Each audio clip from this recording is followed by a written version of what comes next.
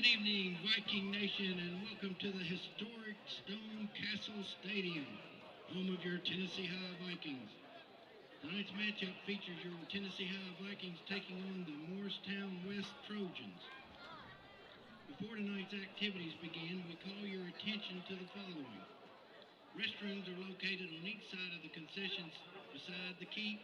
We also have restrooms located outside the stadium in the alley.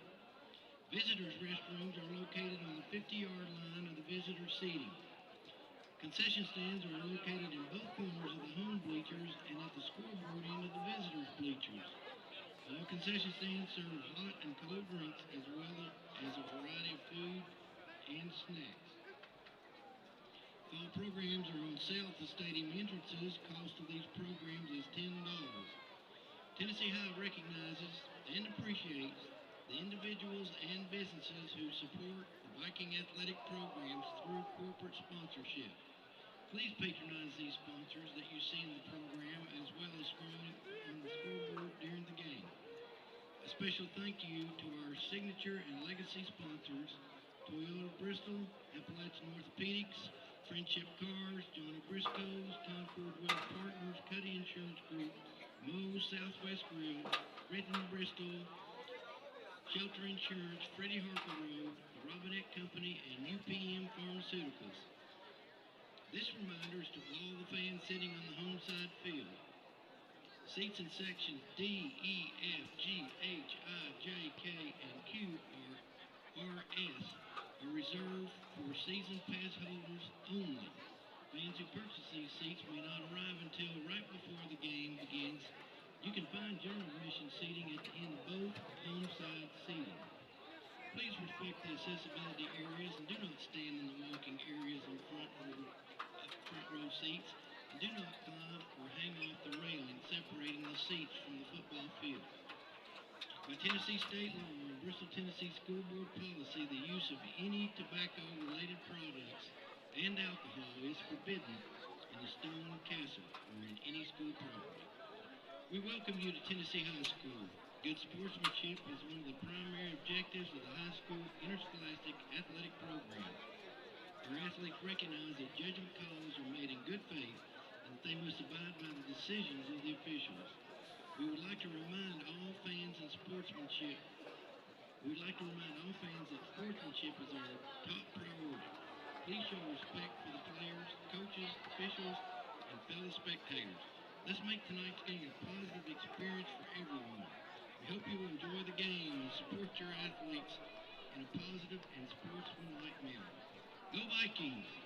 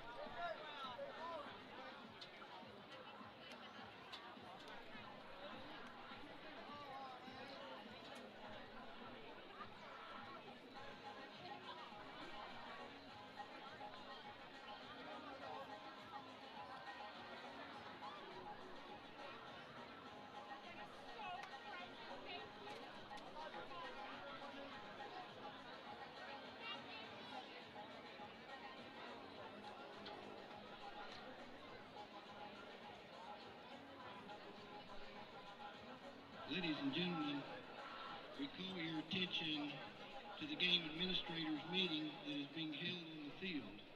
This meeting includes the game administrator of the host school, the two head coaches, the referee, and a representative of the security team.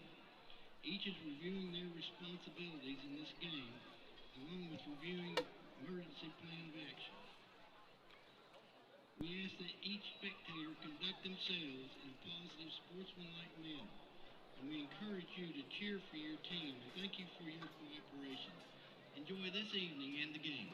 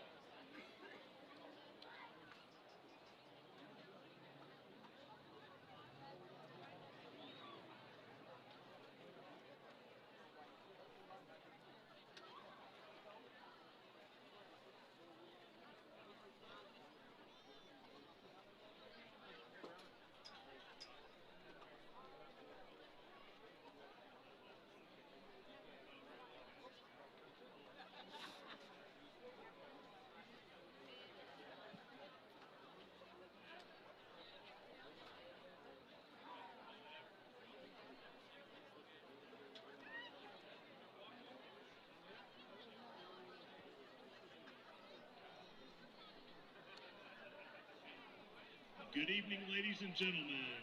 Tonight is senior night here in the Stone Castle, and we are going to take a few minutes to recognize a bunch of our fall sport athletes and their families. First, we're going to recognize seniors on the golf team. Ariel Foster and Cameron Hicks. They are accompanied by Josie Hensley and Joe Foster. Cameron's favorite memory is playing with such great supportive girls, and Ariel's favorite memory was becoming friends with such amazing girls on the team.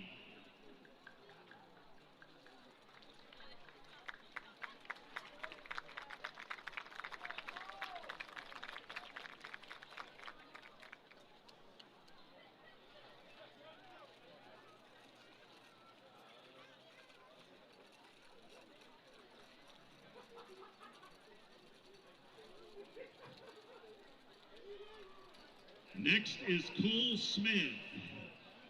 He's accompanied by his parents, Eric and Lindy Smith, and his sister, Piper.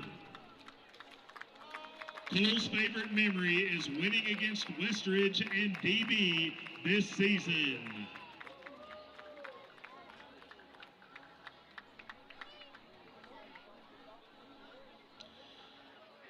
Ladies and gentlemen, let's hear it for your golf seniors.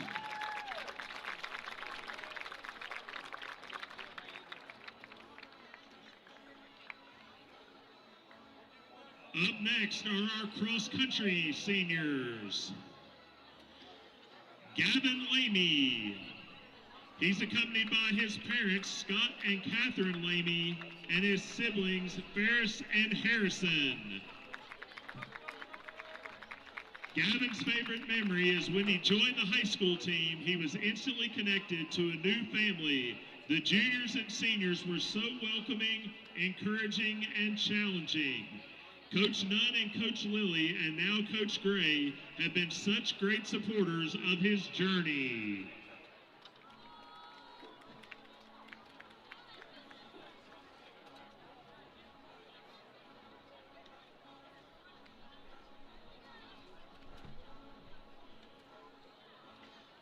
Next is Ryder Poole. He's accompanied by his parents, David and Michelle Poole, and his brother, Zayden. Ryder's favorite memory is working as a team to earn a conference championship last year, the first one since 1979.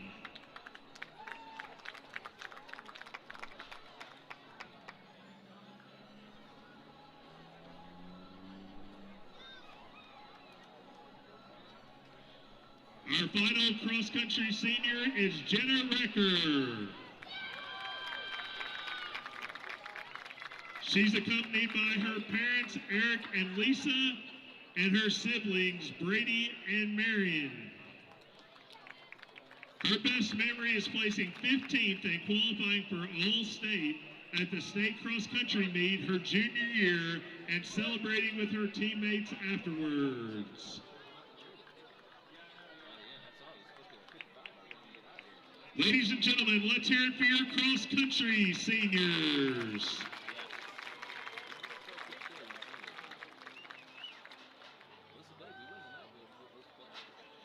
And now our football seniors. First is number 2, Khalil Honaker. He's accompanied by his father, Josh Honaker, his mother, Tiffany Van Buren, his sister, Jemiah Honaker, his stepfather, Antoine Van Buren, his grandfather, Reese Hill, his cousin, Zion Brookwell, and his aunt, Ebony Clark.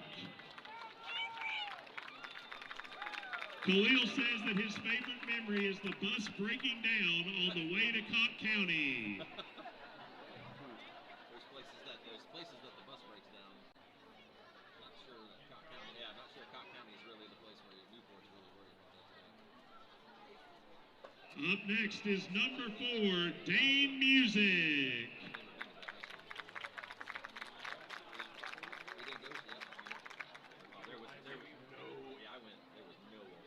Dane is accompanied by his parents, Ivy and Tal Music, and his brothers, Creed and Colton, and family friend, Gracie.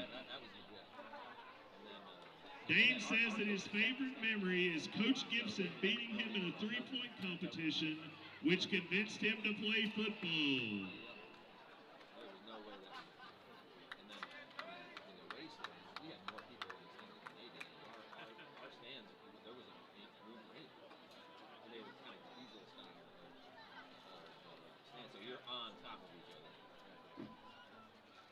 Up next is number 5, Cooper Boer.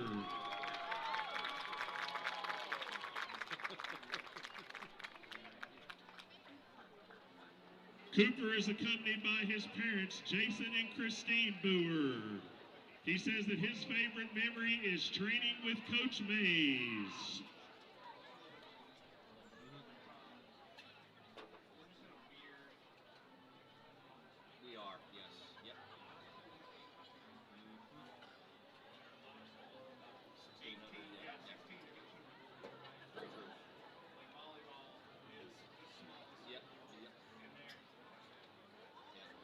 Up next is number 17, Riley Price.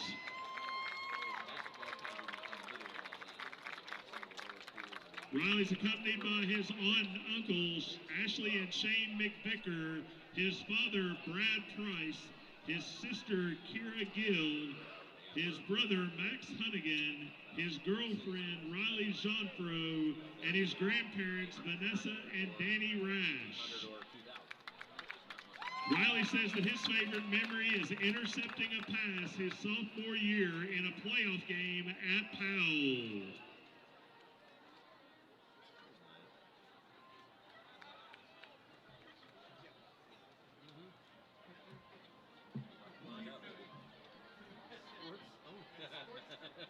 Next is number 18, Jack Richardson. He's accompanied by his parents, Matt and Lindsay Richardson, his grandparents, Tim and Becky Richardson, and Greg and Pam Slimp. Jack says that his favorite memory is beating Westridge on a last-second field goal.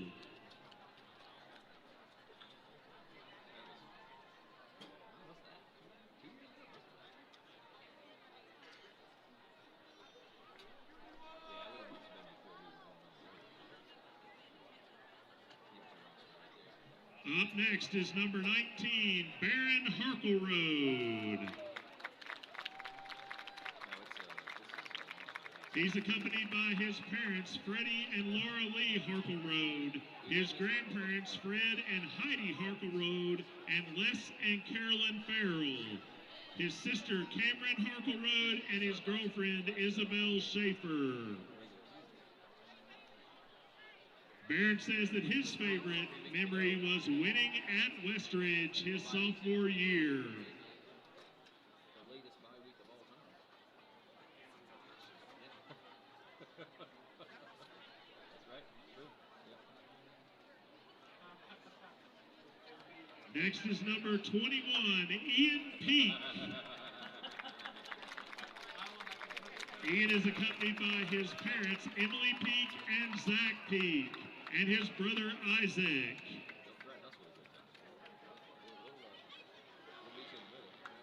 Ian said his favorite memory is his first touchdown on a pick six against Science Hill earlier this season.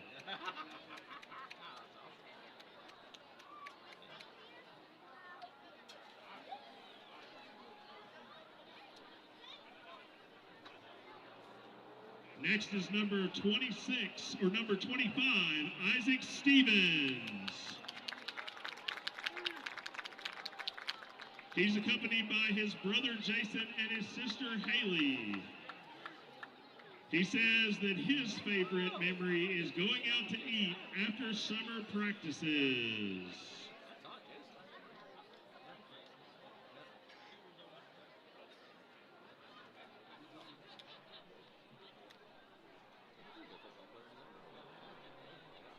Next is number 26, Gavin Francis.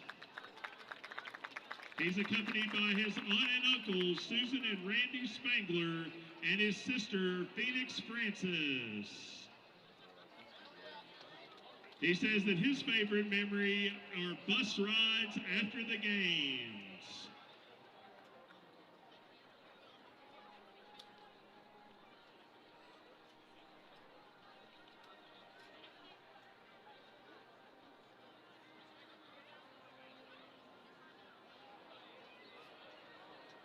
Next is number 44, Preston Fagan. He's accompanied by his parents, Terry and Joy, and his brothers, Jordan and Peyton, and his niece, Roan. He says that his favorite memory is playing alongside his brother Peyton when he was a freshman and a sophomore.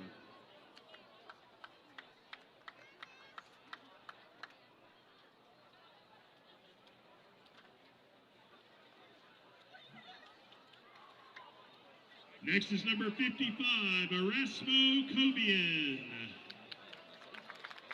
He's accompanied by his parents, Erasmo and Esmeralda Cobian, as well as his sisters, Jennifer, Vanessa, and Diana, his brother-in-law, Orlando, his niece, Gabby, and his nephew, Leo. Erasmus says that his favorite memories are practicing and playing with his brothers and getting hyped before games.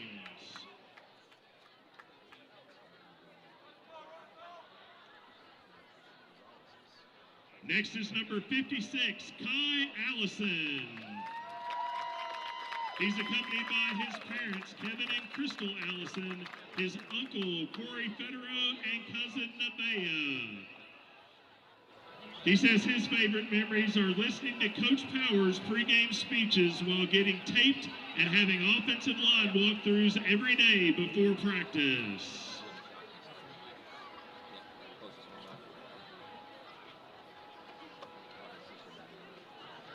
Next is number 60, Ryan Samora.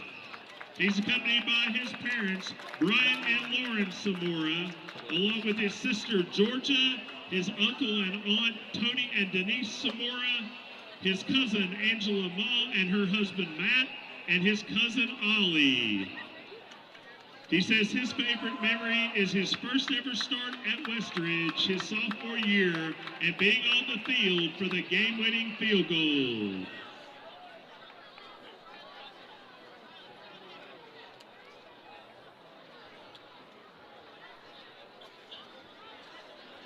And our final senior is number 62, Josiah Beidelman. He's accompanied by his parents, Dead Henderson and Marvin Beidelman Jr., and his grandfather, Marvin Beidelman Sr. He says that his favorite memories are running out from the keep and seeing and hearing the crowd.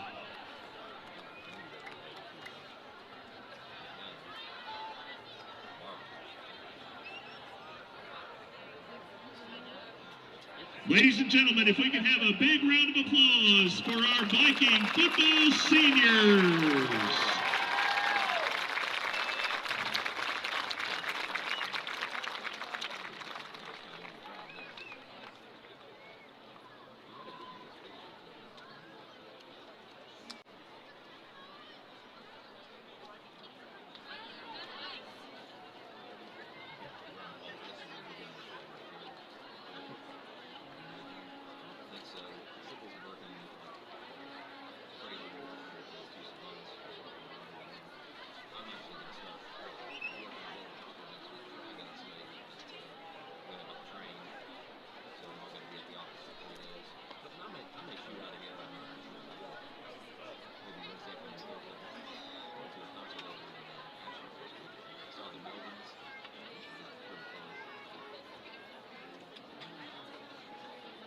Yeah, I saw pictures, yeah.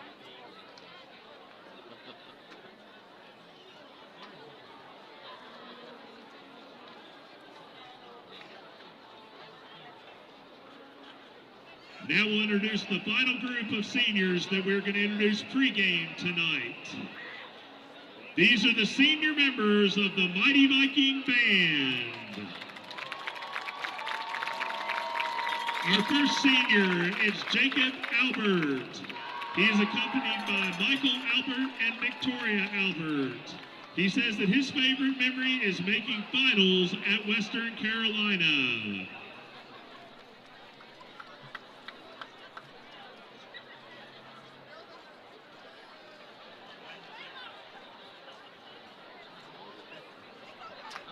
Next is Chloe Anderson. Chloe's accompanied by Patricia Cox and Angie Blevins. She says that her favorite memory is meeting everyone in band and becoming great friends with them.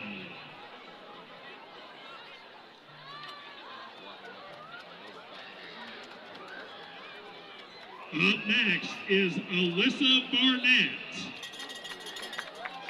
Alyssa is accompanied by Rachel Barnett. She says that her favorite memory is being a part of the Mighty Viking Band Color Guard.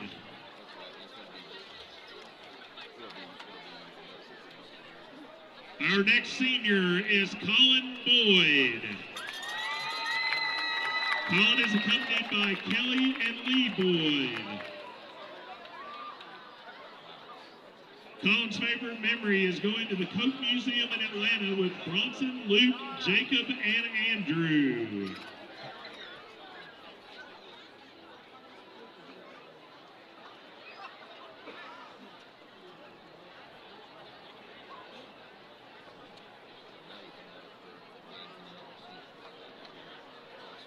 Up next is Jonah Cunningham. Jonah is accompanied by Hannah and Brad Cunningham. Jonah says that his favorite memory is performing A Man Named Jonah.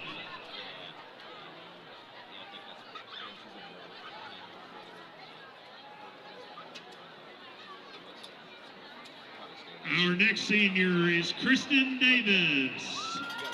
She's accompanied by Christy McAnally, Lee Davis, and Donna Davis. She says her favorite memory is being a part of the Mighty Viking Band Color Guard.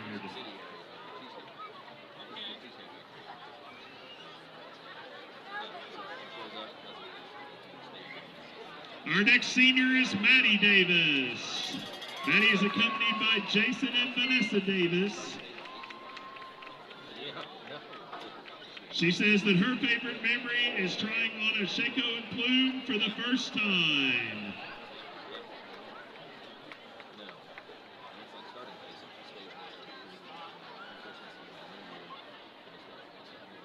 Up next is Jordan Gosnell. Jordan's accompanied by Jennifer and Robert Gosnell.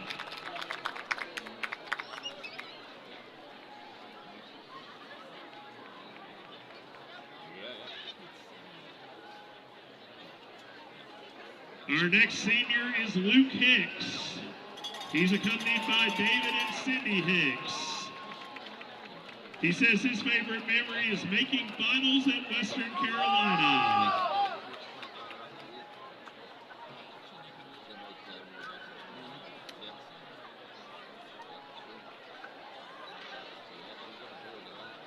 Up next is Owen Hopkins. He's accompanied by Michael and Amanda Hopkins.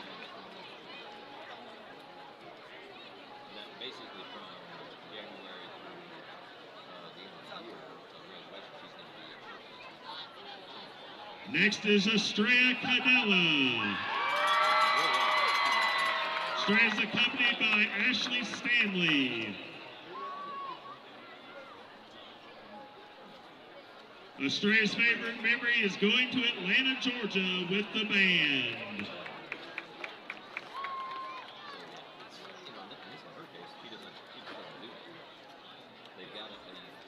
Next is Aaliyah Lawson. Aaliyah is accompanied by Charles Lawson and Shuping Liu. Her favorite memory is playing in the All East Band in 2024.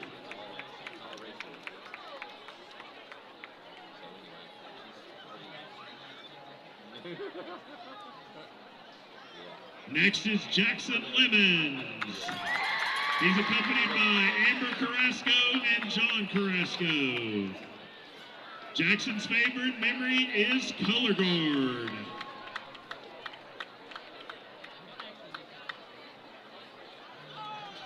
Next is Logan McKittrick. Logan is accompanied by KT. His favorite memory is winning state at Elizabethton.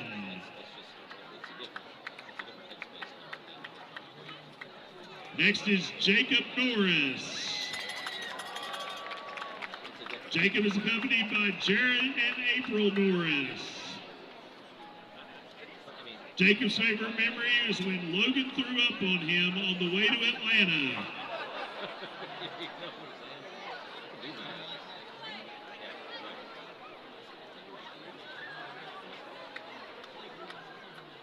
Next is Cassidy O'Brien. Cassidy's accompanied by Amber and Charles O'Brien. Cassidy's favorite memory is winning grand champion at Elizabethton.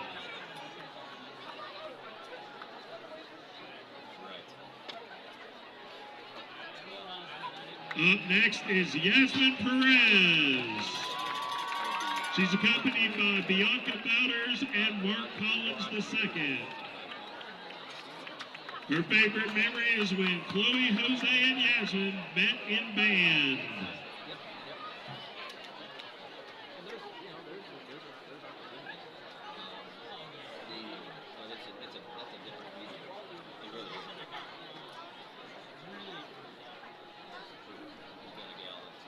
Next is Luke Smith. Luke is accompanied by Matthew and Rebecca Smith. He says that his favorite memory is watching Drum Corps with Luke Hicks and Wyatt Parker.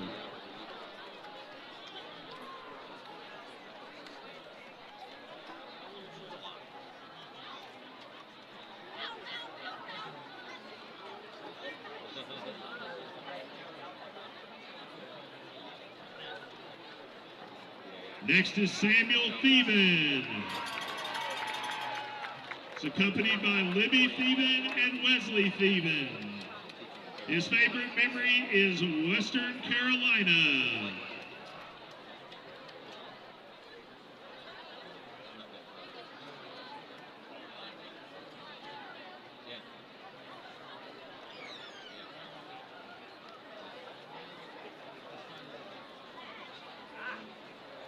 Next is Jillian Thornburg.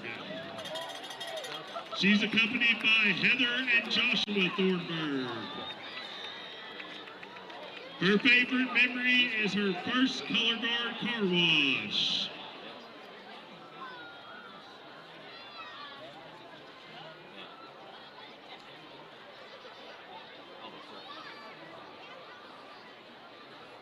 And our final band senior is Shelby Vining. She's accompanied by Holly and Brendan Vining. Her favorite memory is the first time she made All East, and her, Mackenzie, and Bree stayed up till 2 in the morning making jokes and telling stories.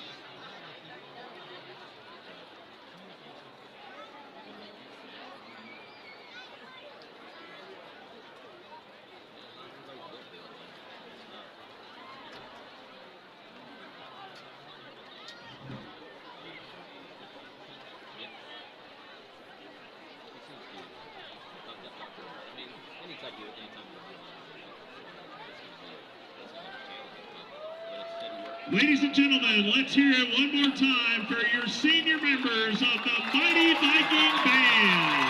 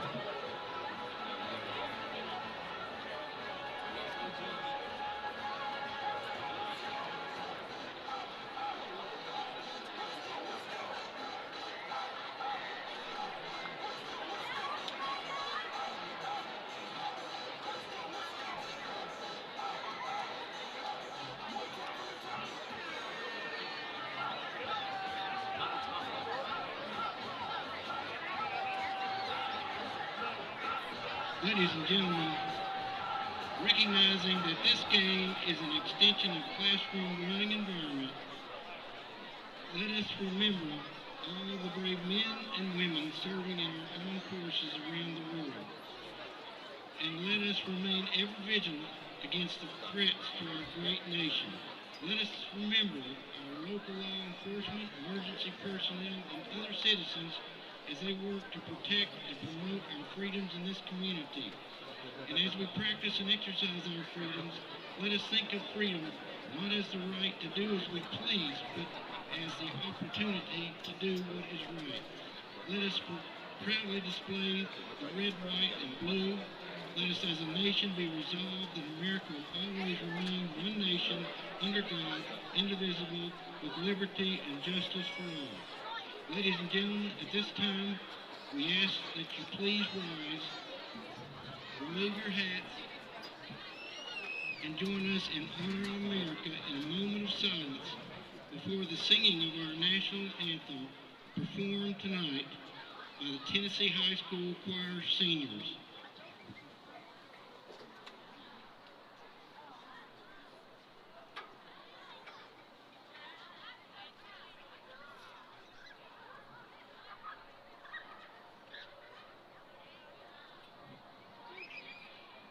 Now please focus on the American flag as it is presented on the field by the Tennessee High School Junior ROTC Cadet Corps, followed by the singing of the national anthem by your Tennessee High School Choir Seniors.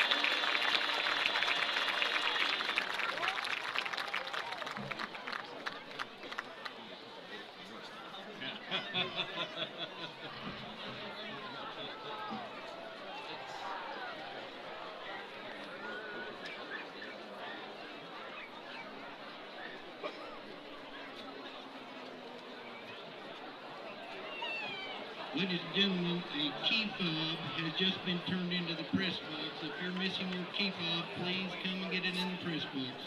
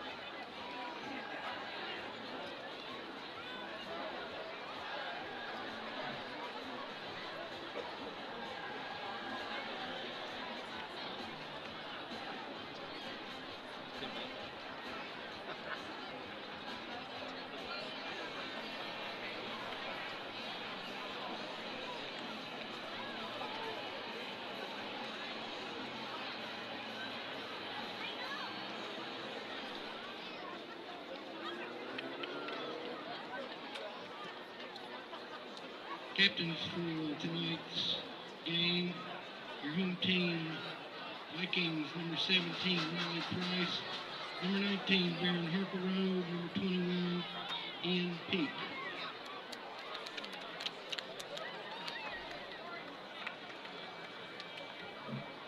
For your visiting Morristown West, number 3, Ladarian Rabion. Number 16, Parker Mays. Number 19, Marquise Davis. Correction, 60, Philippe Calderon. Number 99, Keegan Covington.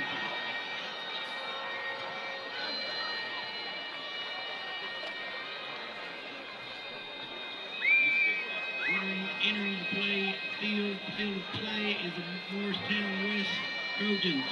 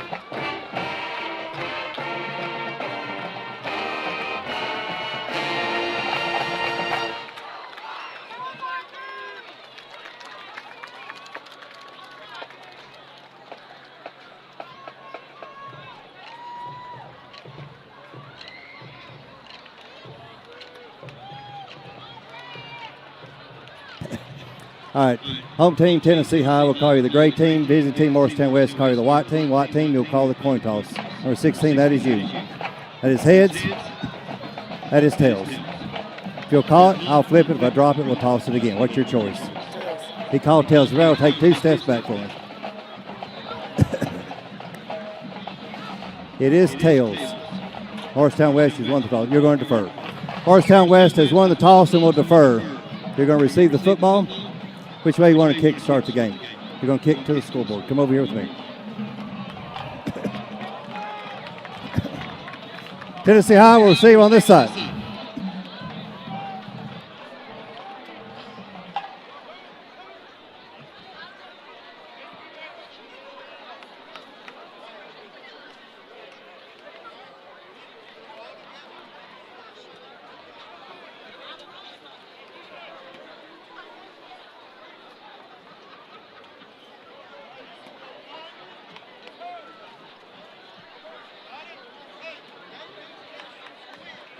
Trojans won the coin toss and elected to kick off to the Vikings. Good evening and welcome to the Viking Sports Network. We are here at the Stone Castle for the final time of the regular season. Tennessee High on senior night with the black jerseys, as you will see, taking on Morristown West. I'm your host, CJ Manahan, alongside Micah Kennedy. Micah, big game this evening. Tennessee High gets a victory here. They're guaranteed to host a playoff game. What are we looking for? As far as I'm concerned, we were looking before the game at common opponents, and it looks like Morristown West has kind of struggled as their year has progressed here, sitting now at 1-5. The Vikings have obviously had 3 very impressive wins back to back to back. Or is it 4 in a row? 4 in a row. 4 in a row now, yeah. Mm-hmm. And they've looked very, very good doing so. So they played a lot of good halves of football. The only one that was really questionable in that span was the first half against Abingdon. Correct. They quickly corrected and ended up winning that game by a huge margin as well. Yeah, and the 4 games that we've spoken of where Tennessee has ripped off 4 in a row, they've given up a total of 14 points in those 4 games. 2 shutouts and two games that ended up 43-7. So as Micah mentioned, we're not really sure what to expect with a Morristown team that was really the best match for Tennessee High last year. The game ended up going right down to the end. I think Morristown West at home ended up winning like 26-20. This is a different squad that does seem to have a kind of a struggle to start the season. As Harkleroad will field this one close to the 1-yard line. He's going to make a move to the outside early, and he's going to have a chance to get down the sideline. He's still going. He has a chance. He's got the kicker to beat, and he will finally get brought down. But great momentum booster for the start of the game, and these nice black jerseys that they've had these past 3 seasons. Harkleroad set up his blocks really nicely right there. Good patience and then accelerated, which we've seen him do on several occasions. He's a little bit more than sneaky quick. I think you can call him fast, right, in that scenario, and did a really nice job of using his vision to get all the way down towards the Tennessee High, or I'm sorry, the Morristown West 32-yard line. So great starting field position for the Vikings. You see Jack Richardson in a backfield with Elijah Plumbar to get started. Kind of a double wing look here as they're going to hand the ball early to Plumbar. He's going to follow behind Fagans, and he's going to power his way for a gain of about 7 right there. So good, strong run. Coming that formation that they really stuck with early on in that Abingdon game, if you remember. Yeah, with Fagans and Music kind of flanking there, and kind of that double wing look gives them an opportunity really to run either direction behind a lead blocker. And of course, Richardson has shown the ability to pull that, make plays with his feet and also with his arms. So Tennessee High off to a really nice start here. 2nd and 4, where they're going to call it, from the 26-yard line. Same formation. As you see, those wings will probably take you to the play a majority of the time, depending on how they pull. They're going to put Fagans into the strong side here, hand the ball to Plumbar on the outside, and he's going to fall forward, and he'll have enough for the first down. Nice run there by Plumbar. Good job by the defensive end there for Morristown West getting off his block. But it was, as Plumbar has been shown to do, he almost always tends to fall forward, and that was enough to carry him across for a Friendship Car, first down. 1st and 10 for Tennessee High from the 21-yard line. Excellent momentum here to start the ball game as they stick with that same formation with Harkleroad and Price out wide. And looks like Morristown West with 5 down linemen. They're going to hand to Plumbar yet again. He's going to make a couple of moves and power his way down for about another gain of about 6 yards. Nice play there. Good consistency. And again, Plumbar's kind of hard to see behind that offensive line. He stays low behind his pads. As we've said, I wouldn't go as far as to call him diminutive, because I think that's not really what we're talking about. A powerful guy, just kind of built lower to the ground in that aspect. Another guy who low to the ground and powerful, Cam Scattaboo. Yeah, how about that game last night? 3 touchdowns for him. So absolutely. Kind of a similar build there, as they're going to hand to Plumbar up the middle yet again. He's going to make a couple of moves, and he'll have plenty enough for the first down. Looks like the Vikings will be down inside the 10. So really setting up the early phase as you would expect a Josh Holt coach team to do. He preaches simplicity, preaches execution, and the run game is, especially when you have the running back talent that Tennessee High does. We'll see Carter Smith later. We'll probably see Cannon Stolnicker later as well, working through these different sets, but obviously Plumbar being the lead man. He did this last week, basically took the first series himself into the end zone. They'll trade Fagans over yet again, and they'll hand to Plumbar kind of that outside run. He's going to try to get the edge here, but Morristown West does a great job at kind of keeping him hemmed in there. Picks up a yard or 2. It's going to be second and 9, basically 2nd and goal here. The chains have been moved, so we're inside the 10-yard line. Nice job there by the Morristown West defensive line, kind of stringing that play out, and Plumbar just kind of ran out of real estate. I do believe I saw Knox Kazee, the running QB along with Carter Smith, so quarterback and a running back change here on this play. Just saw old Knox's grandfather at Mag Creek before the game, and they're going to blow this one dead. That must have been some early movement there. Talked to him for a minute. He's hoping to see his grandson in the end zone. As he's been the fourth game in a row. Yeah, last couple of weeks we've seen that happen. Prior to the snap, false start on the offense, number 27, 5-yard penalty, remains second down. So legal procedure on Tennessee High, so that's going to back them up to about the 13-yard line or so. It's still second and goal, so no ability to get a first down here after those changes were removed. Looks like they're going to change formations out again here. Back to more of a traditional set with Richardson and Plumbar coming back in. See what they draw up here on second down, and what essentially is 13. We've seen them run some jet sweeps out of this formation. We've also seen Richardson drop back to throw. That's right here. He's going to pull that one. He's going to look into the flat early. He has Frank Reed out in the flat, and Frank Reed's going to turn up, make a couple of moves down inside the 5. So defensive player right there, making a great catch. He had an interception last week, but your 2 middle linebackers are the ones playing wingback for you right now. Well, so. Physical players, obviously. Oh, yeah. Not afraid to get their nose in there. And obviously Reed, a good athlete just in general. We've seen him on kick coverage as well. Obviously plays a major role in the middle of the Vikings defense.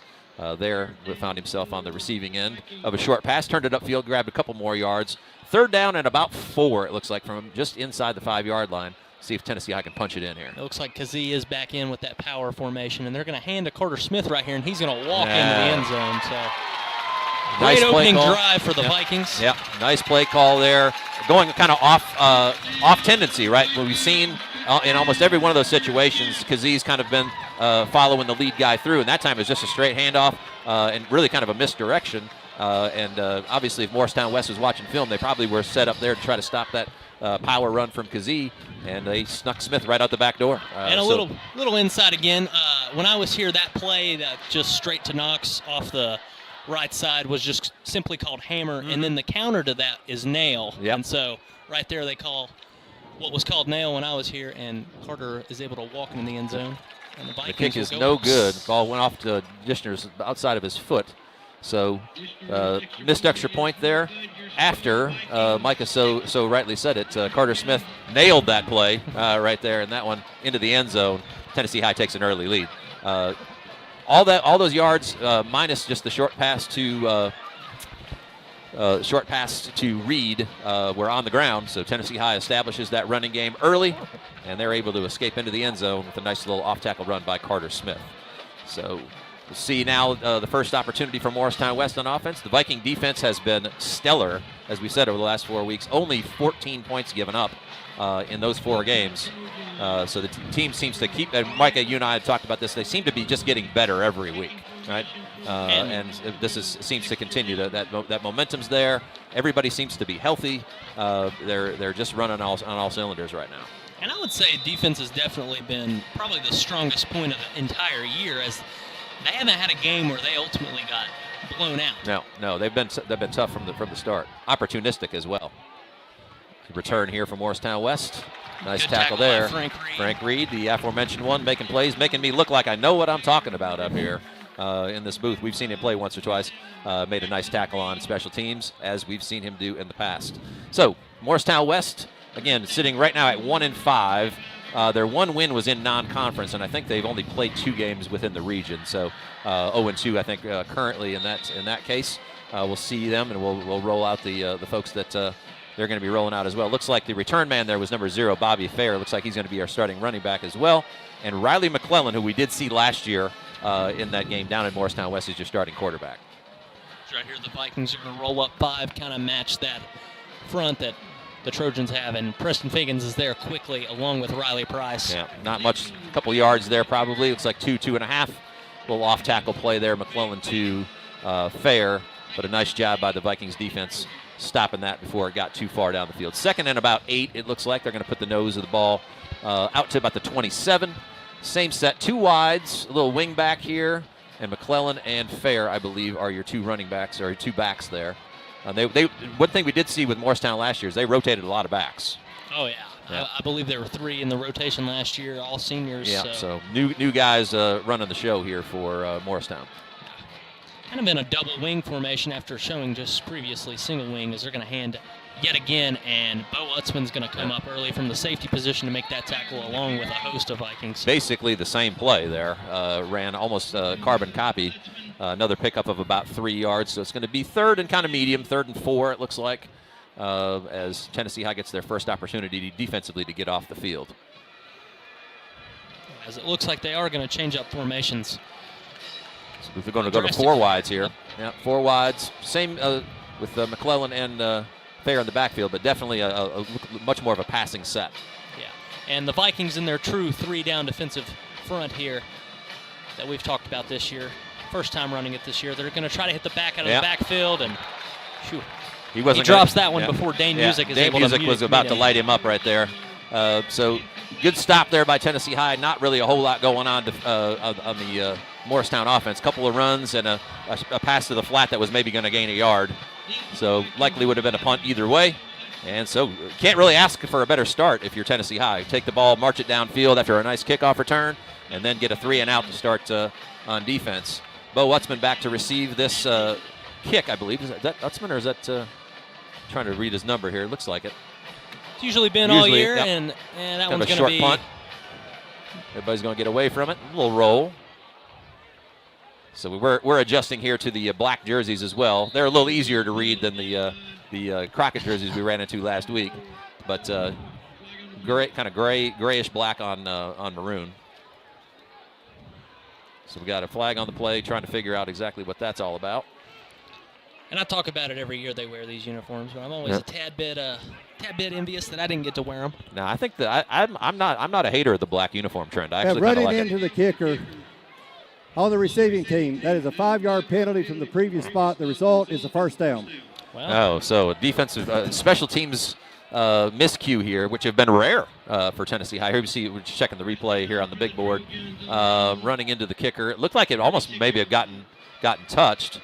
And really, oh my goodness, that's a little bit of an acting job there from everything that I've seen. So not exactly Oscar worthy either. Didn't sell me anyway. I wasn't feeling that. But anyway, the call is made, and that is going to result in the first down. So Morristown gets the ball right back. Kind of in a pistol formation here, try to get the back on the edge, and that play is met quickly by Khalil Honaker in the backfield. Yep. Khalil, one of the seniors that we're celebrating here on senior night at Stone Castle. Again, the last home game for Tennessee High after 3 in a row here. Tennessee High goes on the road next week, has a bye the following, and then finishes the year on the road as well. We'll get more into that as we get deeper into the ball game here this evening. Gave him a yard on that play, 2nd and 9 from the 37. Vikings roll up 4 defensive linemen to match the set here. Trojans try to draw them off sides. So changing the play. It looked like Frank Reed is going to come on a run blitz there. And it looks like they're just going to stick to that pistol formation and try to get the edge here. They're going to roll the quarterback out to the left. Ooh, picked off! Picked off by Elijah Plumbar, and there's nobody in front of him. He's going to take this thing all the way. So Elijah Plumbar had a long interception last year, was unable to return that one, but this year he's going to take this one all the way back. Sat on that out route right there, and once he made a break on that ball, he was there was nobody that was going to stop him. Too much quickness, had a head of steam, and just a really nice read on his part. And that's the one thing about rolling your quarterback out, is it does kind of cut the field down, right? And in that case, he just sat on that out route and almost ran the route for the defender. There is a flag on the field here, way back at about the 45-yard line. I'm not sure exactly what that would be, because that's way behind the play. I don't know, unless which they ruled it a touchdown. They wouldn't have done that unless if there's a holding call, they probably wouldn't. Touchdown counts. They're going to pick it up. During the return, there is a sideline warning. Sideline warning, which makes sense. Yeah.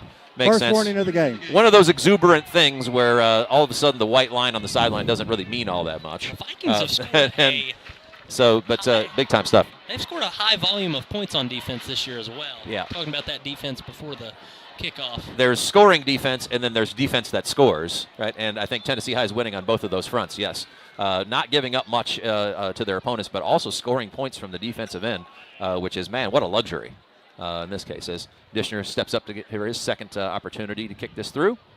That one looks to be good. And that one is true.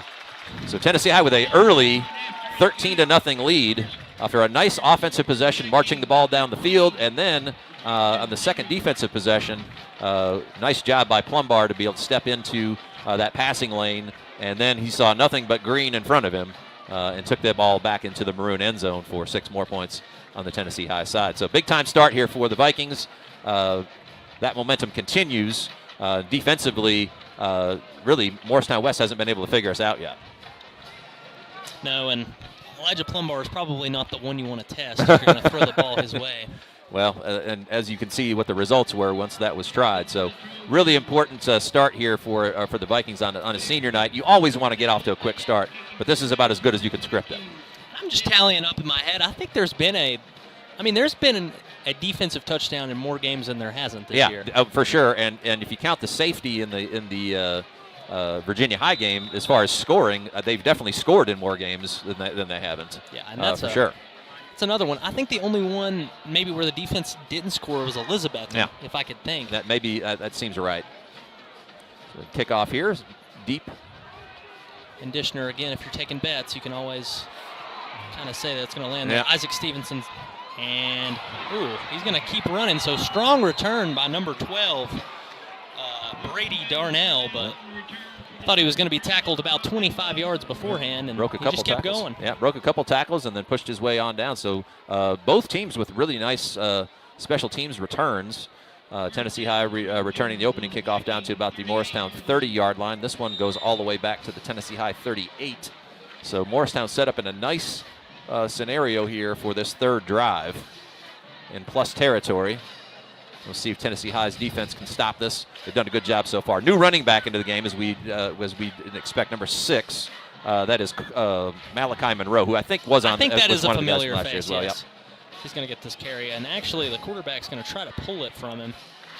And kind of a weird read option play right there. Malachi Monroe tried to take the ball away from him, but nonetheless, McClellan's going to fall forward for a gain of about 3. Picked up about 3 or 4. Yeah, there's a nice, good penetration by the defensive line. Kind of disrupted that mesh point, and McClellan ended up keeping it.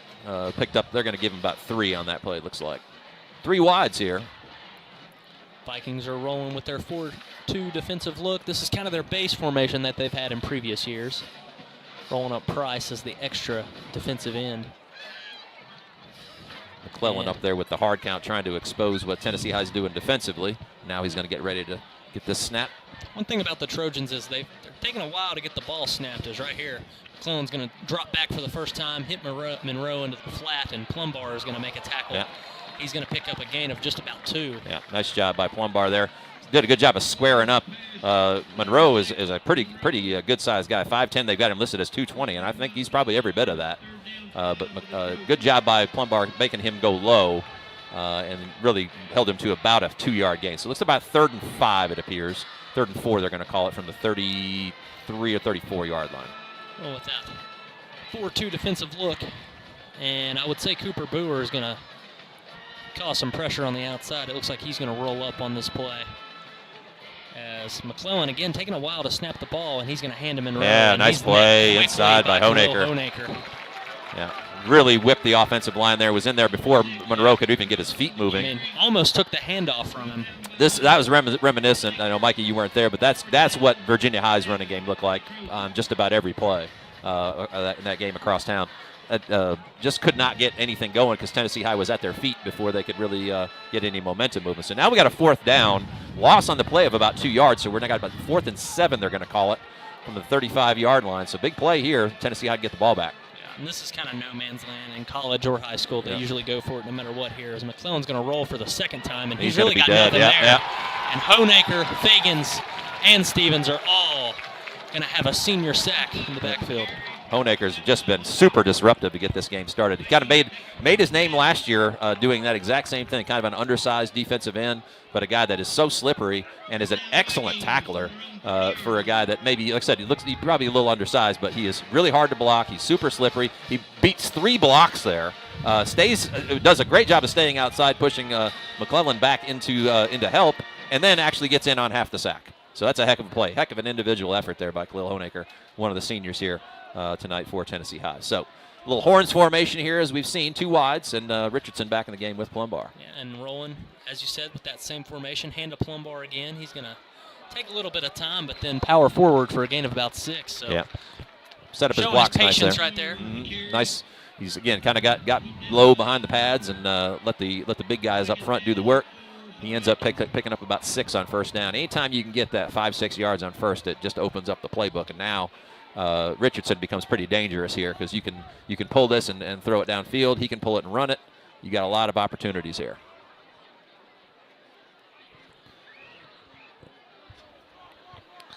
And they're going to trade Fagans over to the strong side of the field. And kind of a botched snap.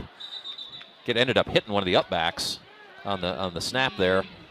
Maybe hit him in the arm, it looked like, and that's kind of killed that play. So that's going to push Tennessee High back about 5-6 yards back to the original line of scrimmage. Yeah. The puller right there looked like they were going to try to bring Fagans back across the formation. That ball hit him in the arm as he was crossing the center. So a little miscue there is going to put Tennessee High in kind of a 3rd and long, to say the least. So we're going to go to 4 wides. Richardson and Plumbar in the backfield.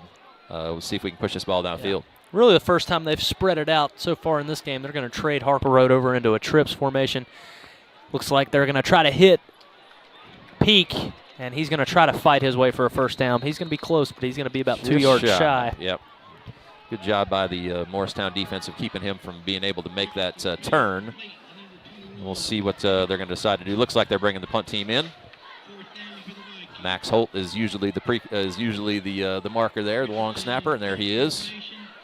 Richardson's there back to boot. So if maybe he got another half a yard, they might have thought about going for it. But right now with the 2-touchdown lead, probably the better to try to pin Morristown deep. And Richardson's going to take the snap, and he's going to put this one all the way down. Looks to be he's going to field this thing. Yeah, but nicely done. That's exactly how you draw it up. Nice play there by Richardson. Got it underneath that ball. Good hang time. And pushes that ball all the way back to about the 10-yard line. I think they're going to spot it at the 12. So Morristown gets the ball back with 1:32 to go here in the first quarter. Tennessee High up 13-0 currently. Tennessee High's defense, nice stand on that last possession.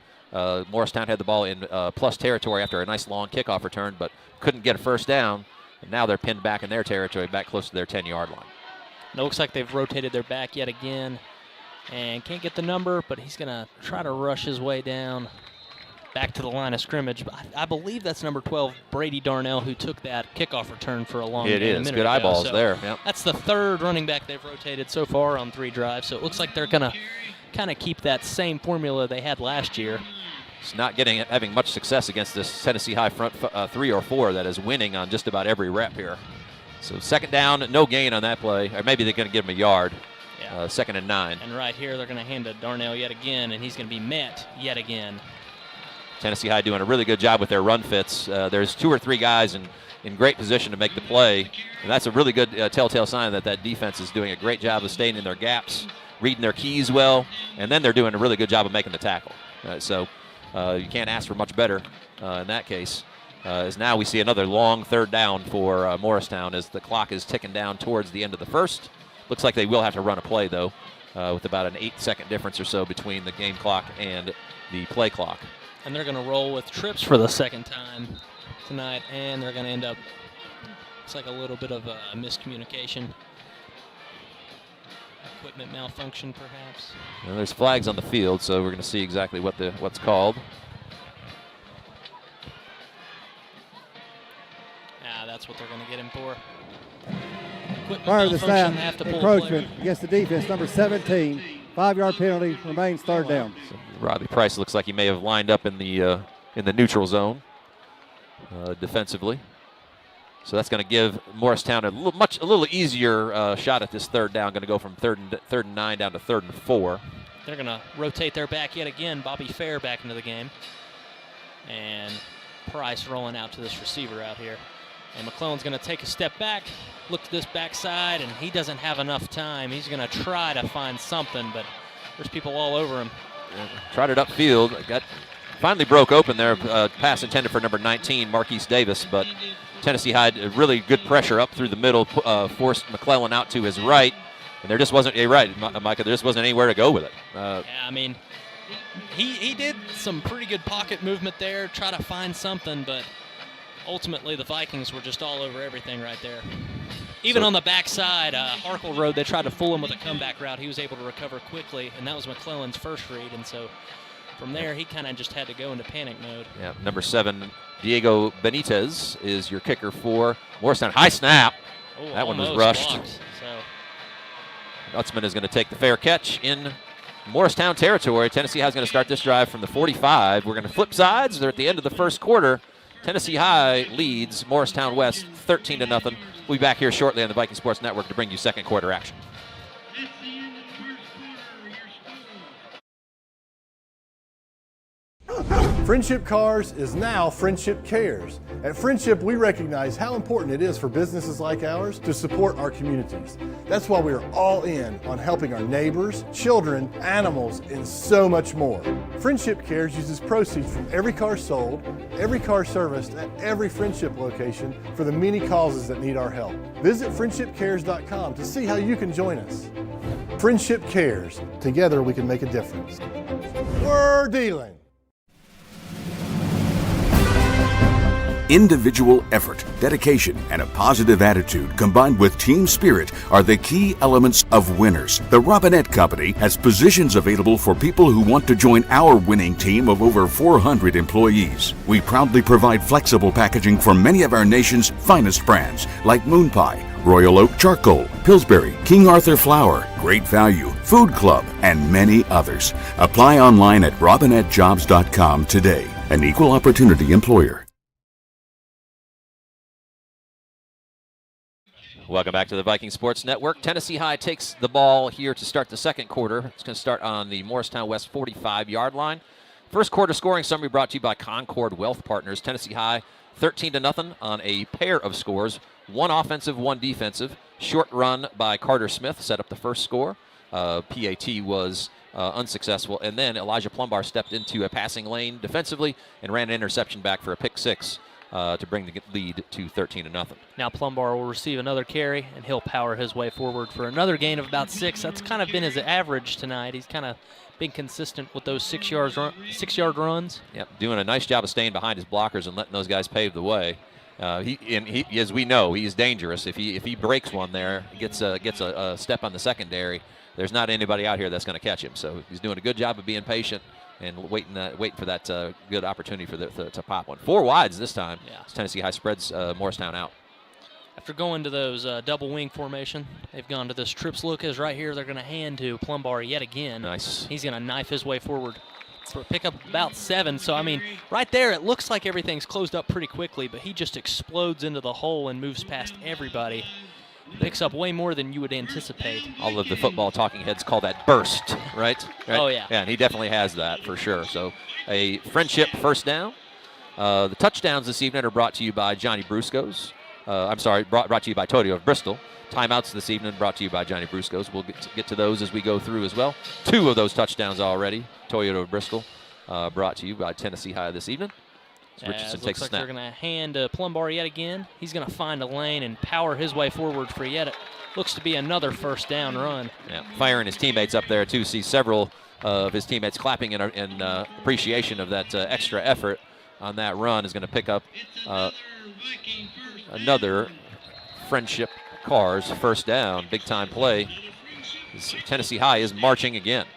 Yeah, and the Trojans don't know what to do about it, so they're going to Timeout, Morristown West. First timeout of the first half. Again, first timeout of the game brought to you by Johnny Brusco's. We'll take it with them. We'll step aside here for just a minute. Be back here to bring you the rest of this drive on the Viking Sports Network.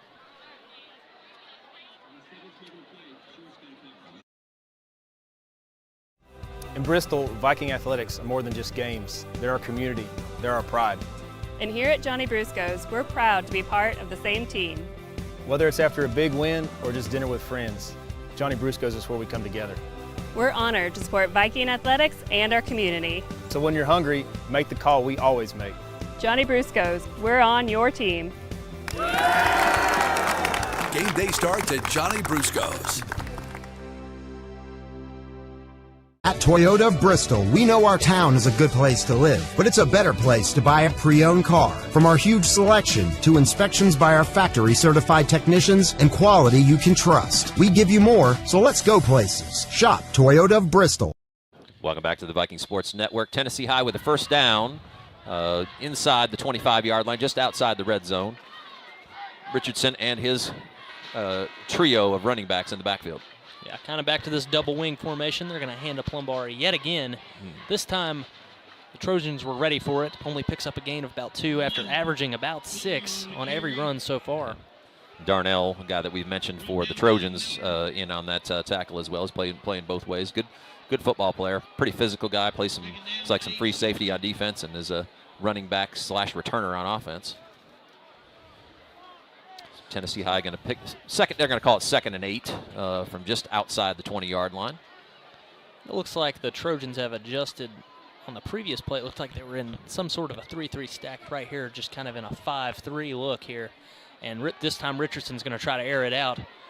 And he's going to break away. It looked like he was going to be met in the backfield for a sack, and he's going to turn nothing into a little bit of something. Gain here. of a yard or so.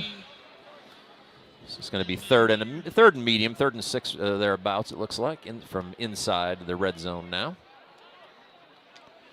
Good job there. Good pressure through the interior there of the Morristown West defensive line. Didn't give Richardson much of a chance to set up. If he'd had an extra second, I think he had Fagans out in the flat, that if he could have just dropped it over the top to him, might have walked into the end zone, but didn't have a very good vision. We have the advantage of being about 3 stories up here, so we can definitely see that. Let's get some shuffling in and out of the Tennessee High backfield. Looks like Kazee is in along with Plumbar here, and a heavy set to the right. Yeah, kind of that power formation, so kind of curious to see what happens here, as looks like Plumbar's going out on a little wheel. This one's going to be intercepted. Yeah. Good job defensively, kind of sitting on that route. I think they tried to run a combination route that was going to pull the safety in, and he just stayed home, and the ball ended up right in his hands. I think Plumbar had a chance if Kazee leads this ball more toward the outside to the pylon. I think it might have more of a chance. Problem with throwing any sort of pass out on the hash is that if you leave that thing anywhere inside, it's liable to get That's intercepted. actually the cornerback. That was a really nice play. He saw that play developing, and he actually let Price go, his assigned man. So I guess it was really more of a zone than it was a man, but he read that play and actually peeled off of Price and stole that ball from Plumbar. That's a really nice defensive play. I didn't get the number on that one. He's a little too far away from me, but a really nice play by the Morristown defense. Right here, they're going with that pistol look, and looks like Frank Reed's going to throw him down to the ground. And guess who? None right there. Isaac Stevens there, almost to take the handoff. A guy that we have sung his praises for several weeks. Plays nose tackle and is in the backfield all the time. You see here, he was almost there to take this handoff, unblocked, and looked like really Fair was very fortunate he didn't end up with a Viking defender right in his chest before he even got the ball. Interception by the Trojans was Russell Cole, so give him his props there. As McClellan's going to ball's get a loose. little speed out, and Khalil Honaker will continue the defensive touchdown tradition here. Yeah. 2 defensive touchdowns for the Vikings this evening, and that just continues. Looked like they were trying to run a little bit of an option play, and that ball was pitched a little late, was behind the running back, and ended up laying in the maroon end zone for Honaker to just fall on. And he, being as active as he is, nose for the football, ended up just falling on that, and that's 6 more points for Tennessee High as they score their 2nd defensive touchdown of the evening. And those goal line touchdowns on defense are usually reserved for Cooper Boer. Yeah, today, right? Yeah. Khalil Honaker gets in on the action. All right, so the Vikings going to go for 2, try to push this out to a full 3-score lead. It's, Richardson and Plumbar in the backfield. Kind of a single wing look. And Richardson's going to try to roll to this edge, dump it down, but it's going to be no good. Harker Road kind of stopped, and I think maybe he thought he was going to have a little bit more depth there. Kind of landed in between Price and Harker Road and fell incomplete. So the try is no good, but Tennessee High scores yet again defensively, and now has the lead out to 19-0 with just a little bit more than 9 minutes to go here in the 2nd quarter. So, yeah, great start here for Tennessee High. The defense has been the star of the show, for sure. But the offense has also been able to move the ball. So, Morristown is just kind of shell-shocked here, I think, a little bit. I don't think it's not so much that they've played badly. It's just that Tennessee High's defense has just been so opportunistic, both in the pass game and the run game, and they themselves have outscored everybody else. The Tennessee High defense has outscored the Tennessee High offense here this evening. So pretty wild, but you'll definitely take it in these scenarios. So Dishner, again, has been a busy man over these last several weeks. Tennessee High scored 35, 43, 43, and 42 points over the last 4 games, while only giving up 14 points total. So obviously he has been a busy man. That's where maybe all that consistency is coming from, Micah. He just had a lot of opportunities. He's got a lot of practice going on for him. And right here, he's probably going to put this thing right around where he. This one's going to end up falling out of bounds. So that one got away from him. They either have the opportunity to push him back or take the ball at the 35 here. We'll see what they're going to decide to do. Looks like they're just going to take him at the 35. A couple of re-kicks, I believe, last week, but this one they're just going to go and take the penalty. Or maybe not. I see the referee pointing backwards now, so we'll see. Kick is out of bounds. The ball will be placed on the 35-yard line. They'll just take their They're just going to take 35 placement. It's a pretty decent starting field position there. So Morristown, who's been on offense quite a bit, but they've turned it over twice, and both of those turnovers ended up as points for Tennessee High. They're going to start here with McClellan and Moore in the backfield and 4 wides. They've almost scored every drive. The problem is not for them. This is true. It's a true statement. And it looks like a little bit of a confusion this, there. This is formation. It's a complete illegal formation. The left tackle is almost 4 yards in the backfield. Yeah. Wonder if they'll call it. As right there, looks like they're going to let it slide, and McClellan's just going to try to hit a little hitch route. And Preston Fagans was there first, but now Plumbar is going to finally finish him off. A little surprised that wasn't called because it was pretty obvious from up here. But again, we'll see if that continues to stand. The left tackle is not even on the line of scrimmage. Looks like we're going to see a little kind of a hurry up here, or at least a hurry up and get to the line of scrimmage from the Trojans.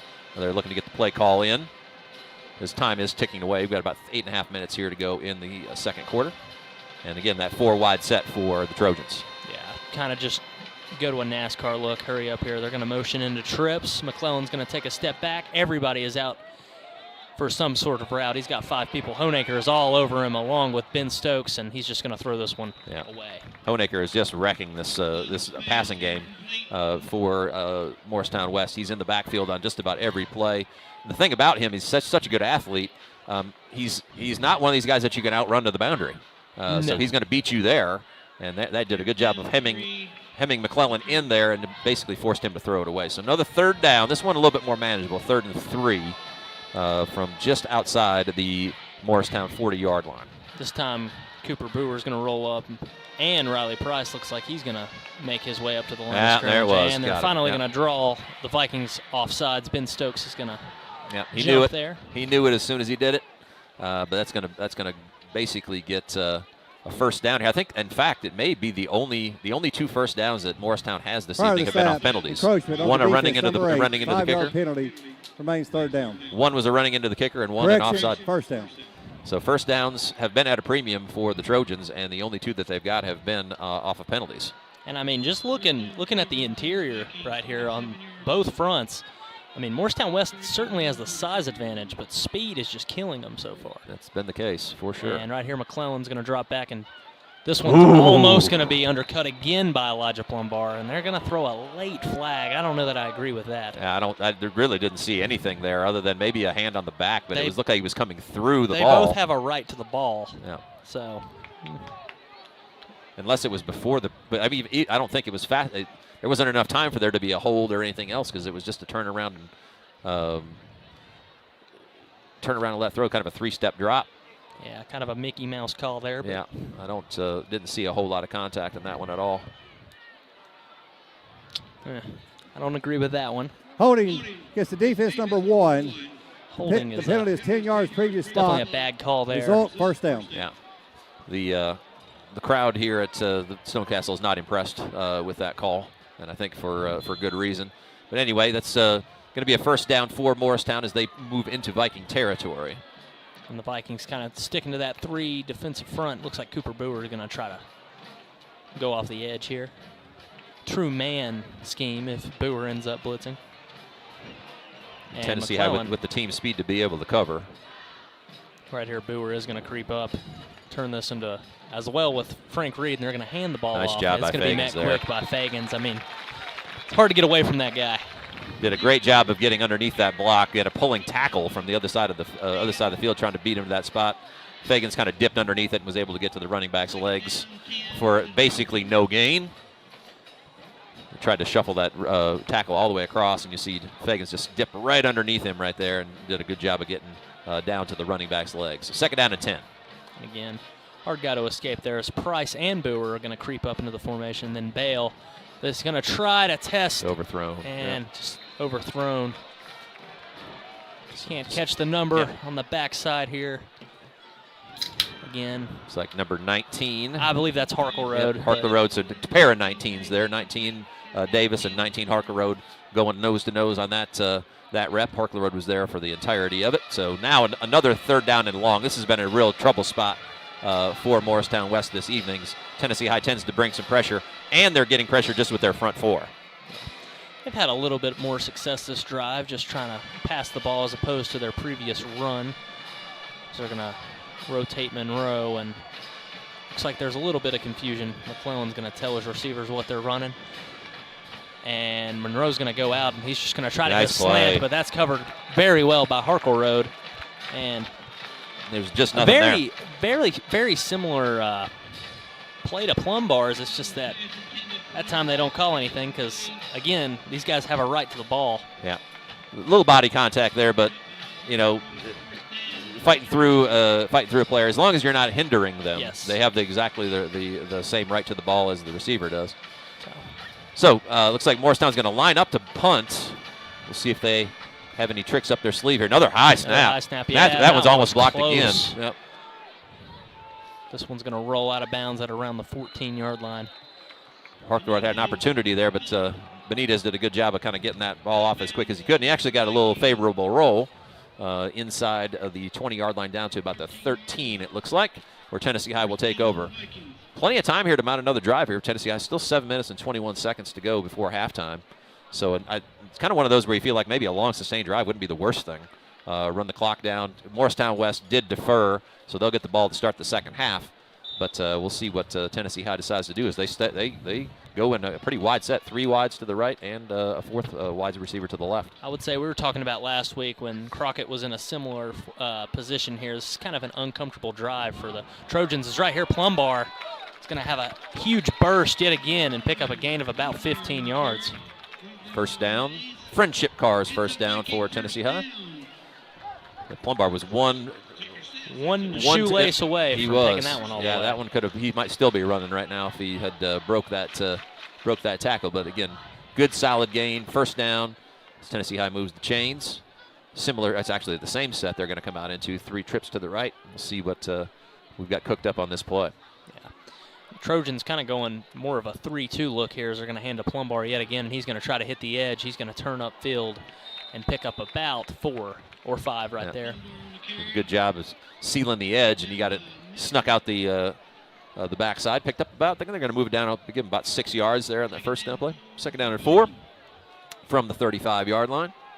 He's just consistently getting those 6-yard runs, and those will wear down a defense over time, and he's going to break one eventually, I'm telling you. Yeah, and it puts Tennessee High in that kind of second and medium, which you really want to be in because you can pretty much run any play that you want from that scenario. I wouldn't be surprised to see Richardson drop back again right here.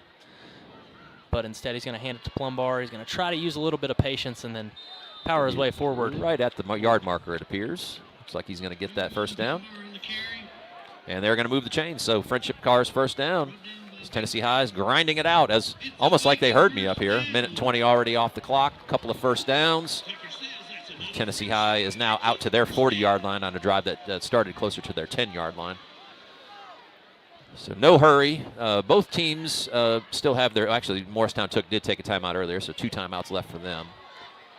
So the Vikings seem pretty content on kind of grinding this out on this possession. Yeah, widen them out, and that gives Plumbar more room to run as he's going to try to hit the corner here. Pick up a gain of about 5 yet again, so yeah, they're going to mark it back a little bit shorter. So solid pickup of about 4 or 5 on first down. But, I mean, again, even if you're just getting 4 yards a carry, I mean, you get 3 of those, you got a first down every time. That's right. It's simple math, right? So, again, we're any time you sort of expect to see maybe Richardson pull one here and see if they can get somebody down the field. I think part of that is the defensive front for Morristown West got good size, good length. So, and we've seen some pass rush out of them. So keeping it on the ground seems to have been the play so far. Right here, they're going to motion over Harkle Road, kind of a jet sweep look, and he's got a lot of people in front of him. But there's going to be a flag down in the backfield here, and this one's going to be coming back. Yeah.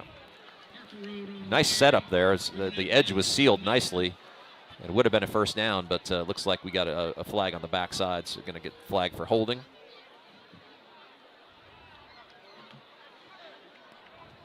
During the run, holding on the offense, number 27. The penalty is enforced from the spot of the foul, 10 yards, replay second down. So Tennessee High is going to get backed up. It's going to end up being about second and 15 here. So they may be forced to go to a little bit more of a passing angle here with the down and distance being what it is. We talked about 2nd and 4 being you can run anything you want to run. Right here, you can't exactly run anything you want to run. No, it's a little bit more limited and probably going to be more pass-oriented from this set. Or they'll just try to get back what they lost with Plumbar as they're just going to hand it to him. And he's going to have an angle here. He's going to. And again, again, he was an outside cut away from be in trouble. Yeah. Nice play there by number 3, Ladarian Rabian. Really might have saved a touchdown there. Shoestring tackle that kept him from getting loose. Did a good job of staying low and was able to take his feet out from underneath him. So picked up about 7 or 8 on that play. So it's third and medium, 3rd and 7 here for Tennessee High. Trips to the left. Right here, Richardson's going to roll to his left, and Plumbar's going to pick up the defensive end. So good block right there. He's going to hit Ian Pig for a first down. So great sit down, great throw by Richardson, and great catch by Ian Peak. Yeah, Peak has been the receiver of choice here so far. Did a nice job of sitting down against the defense beyond the sticks. Richardson had plenty of time there and surveyed the field, came through his progressions and hit a nice strike right there to Peak, who went low to grab it. And that moves the chains for Tennessee High. Another Friendship Cars first down. Big-time play as the drive now continues as we're ticking down towards 4 minutes to go before halftime. Tennessee High has taken already 3.5 minutes off the clock and continues to march. And again, looks like Crockett's just going to try to match him on the interior. They're going to fake the jet sweep and hand to Plumbar. And he's going to find his way out of nothing there. I thought he was going to be met. And another flag is this down comes in yet again. Really late with Plumbar's the only guy around, so if there was a face mask there or something. And that came deep from deep in the secondary. I said Plumbar was the only Viking in the area, and he was the one being tackled, so I don't know what happened there. Here the run, face mask, 61 on the defense. 5-yard penalty is tacked at the end of the run. So that'll be a first down. Not the only play, from my perspective, about the only thing that could have been called. Yeah, I was going to say there was nobody else in the area. Good eyeballs by the back judge. Saw that take place. Kind of an inadvertent brush of the face mask, but that's going to give Tennessee High yet another first down as they're approaching the 25-yard line. Methodical drive here with a nice, really nice pickup on 3rd down here a couple plays ago. Been sticking to this single wing formation as they're going to roll Figgins into the flat, and he's going to end up hitting Harkle Road. Harkle Road's going to try to make a move. He will, and then he's going to cut back in. Touchdown, Barron Harkle Road. So senior to a senior there, and he will find the end zone. Really great effort by Harkle Road. We've been accustomed to seeing him be pretty shifty and slippery when he gets the ball in space. That time, pretty strong. Just kind of broke the tackle, set up his blocks, and then bowled his way into the end zone. And Tennessee High now pushes the lead out to 25-0. Touchdown there. Toyota of Bristol, your sponsor for that touchdown. And they will be all night for each of these touchdowns that Tennessee High brings your way. Kind of that unique conversion formation. He's going to try to hit something, but again, this one's going to be no good. Not much there. Good job by the Morristown defense kind of stringing that one out. The Tennessee High, again, scoring on offense, scoring on defense, has just been really consistent all evening. And a nice drive there that took about 4 minutes off the clock and ended in 6 points. So Tennessee High up 25-0. Overall impression so far, Micah, what are you thinking here as you see this game has unfolded? Well, and you know, I love to be respectful, but just domination so far. I mean, it's just it's not been very fair so far. I mean, the Vikings are clearly just the more dominant football team at this point, and pretty much anything they do, even the things that go wrong, end up going well for them in the end. Turning the ball over a moment ago on an interception just to immediately have a fumble right into their lap for 6, and also kind of a botch snap to derail that one drive, and then. Yep, here we go, right back to it. So they've been able to capitalize on the mistakes that Morristown's made, and they've been opportunistic in those scenarios, but they've also been able to come back from mistakes that they've made. So mark of a good team, I think, when you look at it from those from that perspective. This one's going to be placed right in his padded, pending. Dropping it at the 8-yard line. Yep. And I'll give it to Brady Darnell. He's got a lot of power whenever he gets going on a return. He does refuse to go down. Takes 3 or 4 Vikings to bring him down. Thankfully for the Tennessee High faithful, there were definitely 4 or 5 guys in the area. So Tennessee High now with a 25-0 lead, just a little bit over 3 minutes to go. Morristown does have 2 timeouts, trying to mount a drive here. That they've just not been able to sustain drives. They've been forced to punt. They've had a couple of turnovers. Now probably going to be in that kind of 3 to 4 minute offense. We'll see what answers they've got against this Viking front. Yeah, kind of just a straight trips look that really shows off the 3 down front for Tennessee High. And right here, they're all over McClellan yet again. And that one's almost picked by Bo Utzman. Actually hit him right in the chest. Yeah, I mean, that was all his. Yeah, he was coming kind of peeling off his receiver, and I think it maybe even surprised him a little bit. Got to talk to Utzman a little bit after the last game. He was happy his buddy Britton Baker got an interception. I told him, now you need to get in on the action, and right there was that would have been chance, Bo. Would have been a really spectacular play because he was peeling off that receiver and kind of was coming back with his left arm to try to snag that thing, but did a good job of knocking that down.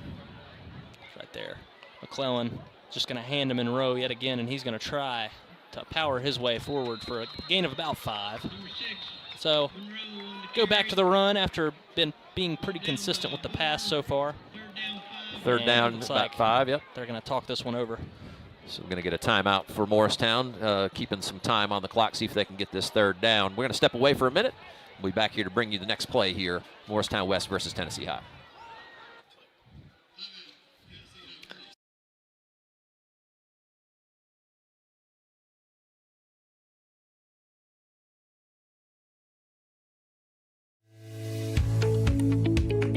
Injuries don't wait. Why should you?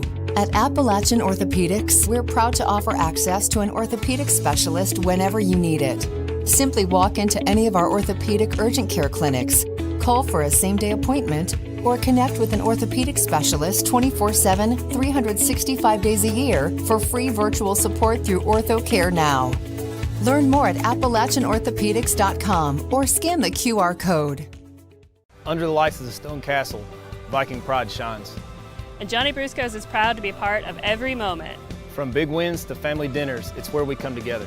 Johnny Brusco's, we're on your team.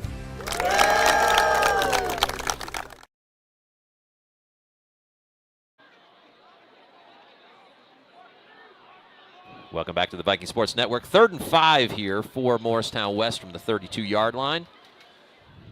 Feels like a big play as far as Morristown trying to stay in this ball game.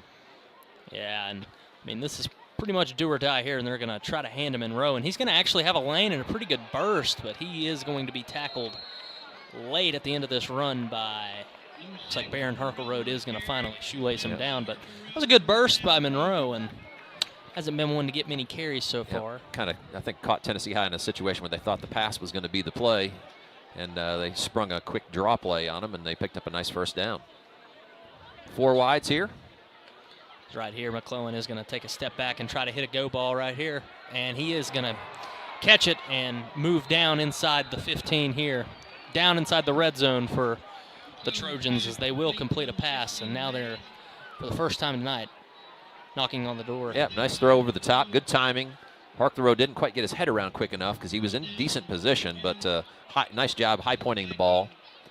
There, number 16, I believe, Parker Mays, is the recipient of that pass. Right here, they're going to hand him Monroe. That tackle's going to pull, and Fagans is going to follow him and get him down for a gain of about 4. But Fagans does a great job right there at kind of reading the pull, following, scraping, and then getting Monroe before he can really do anything else. Tennessee has done a really good job of keeping contained on these run plays. Outside of that one burst from Monroe here a minute ago, I'm guessing that the Trojans probably weren't averaging more than just a couple of yards a carry. So 2nd and 7. it appears, is going to be the call. And that mainly comes just from Tennessee High was playing their shell formation of just three down linemen, and that is kind of where you run into some issues with that formation. Is you are susceptible to the run, but now they are matching numbers, and they're just going to try to hit Monroe out into the flat. Yep. He's going to drop it. So it was a forward pass. I do believe it was going forward, yes. So Moore had some space out there, but couldn't haul it in. And now we're going to see a 3rd and 7 from just outside of the 10-yard line, it appears. Nose of the ball right at the 10. Sometimes, even on Sundays or Saturdays, you see why these guys are called running backs. It's true enough. They make their pay in a little bit different way, that's for sure. 3rd down. Right Trying here, to draw Tennessee High off unsuccessfully. Vikings look like they're going to be trying to get after McClellan or Monroe, whoever receives the ball in this backfield here. And they're going to hit a little tunnel screen out here to the flat, and he's going to power his way in, and I believe he's going to be down inside the 1. But it is a 1st down. Thought he might have had the reach for the touchdown there, but we're going to mark him down at the 1 as right here is going to be met. Yeah, nice play call there. His knee will be down, and they give him kind of a favorable spot, putting him at the 1 instead of the 2. Number 4, Lucas Orr was the receiver there. They made a nice play, just about got himself into the end zone. Second charge timeout of the first half. Tennessee High is going to call timeout. We'll step aside here. Minute 19 to go, and Morristown West knocking on the door. We'll be back here shortly on the Viking Sports Network.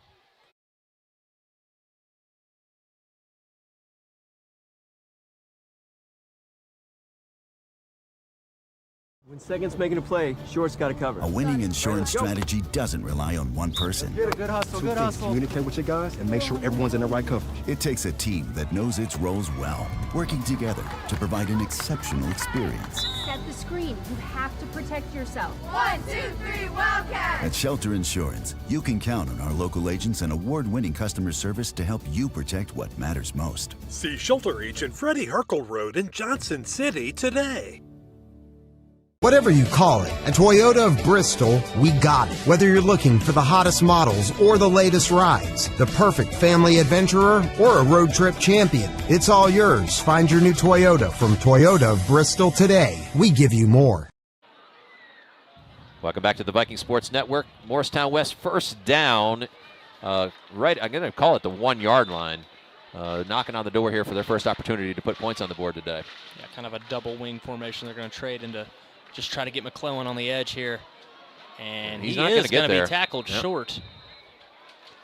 Oh, he's going to go. I don't know about that. I do think they tackled him short of the goal line there. Yeah, looked like the ball was still kind of tucked behind him, but they're going to give him the benefit of the doubt on that one. And it is going to be the first 6 points of the evening for Morristown West. They had to earn it. For sure. Left 1:10 on the board, so we'll see. Tennessee High does not have is not going to get the ball to start the second half. Close. So he might have reached across there. This is Diego Benitez handling the kicking duties for the extra point, and we got a false start. Almost Charlie Browned him there. Prior to the snap, false start on the offense. Number 73, 5-yard penalty, retire the down. I'm impressed, Micah, that you even know what that is. Matt, to be perfectly honest.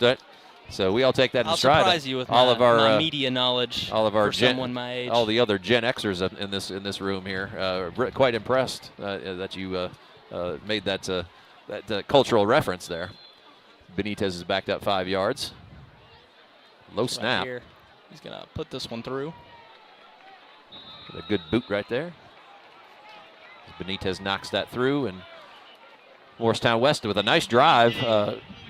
Mixing run and pass, drove pretty much the length of the field and are able to get themselves on the board before halftime. Again, a reminder that Morristown West does get the ball to start the second half. So I'm wondering if with 3 timeouts, with still a timeout, I wonder to see if Tennessee High is maybe going to try to push this ball down the field here. I would expect they probably would. Again, right there, it's just a majority of that just came from that long deep ball that landed them inside the 15-yard line. Yeah. But credit where credit's due. The Trojans there put together a nice drive. It was really kind of a make or break drive, quite honestly. Oh, you go into halftime down 4 scores. it's going to be really hard to, against a team that's been as efficient as Tennessee High has been both offensively and defensively. So a little bit of a momentum builder there, but they are going to have to get a stop here before halftime, otherwise it's all going to be for naught. Got to be a little bit wary of an onside kick here too, especially with only a minute 10 left in the half. And haven't seen him kick much today, but it does look like a different spot than what he originally kicked off from. So brought it all the way to the left hash here.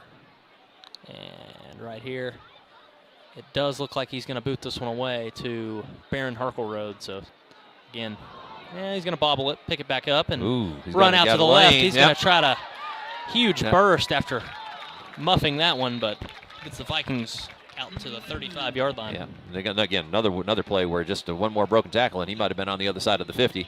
But still a minute to go. Again, Tennessee High with the timeout.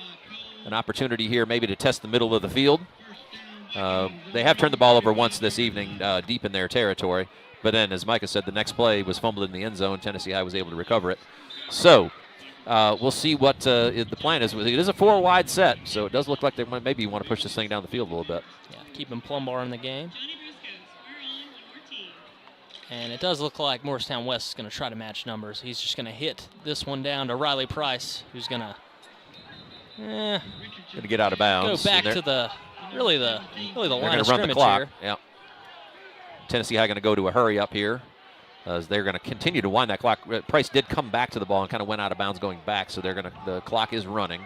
Picked up just really about 2 yards there by the time is all said and done.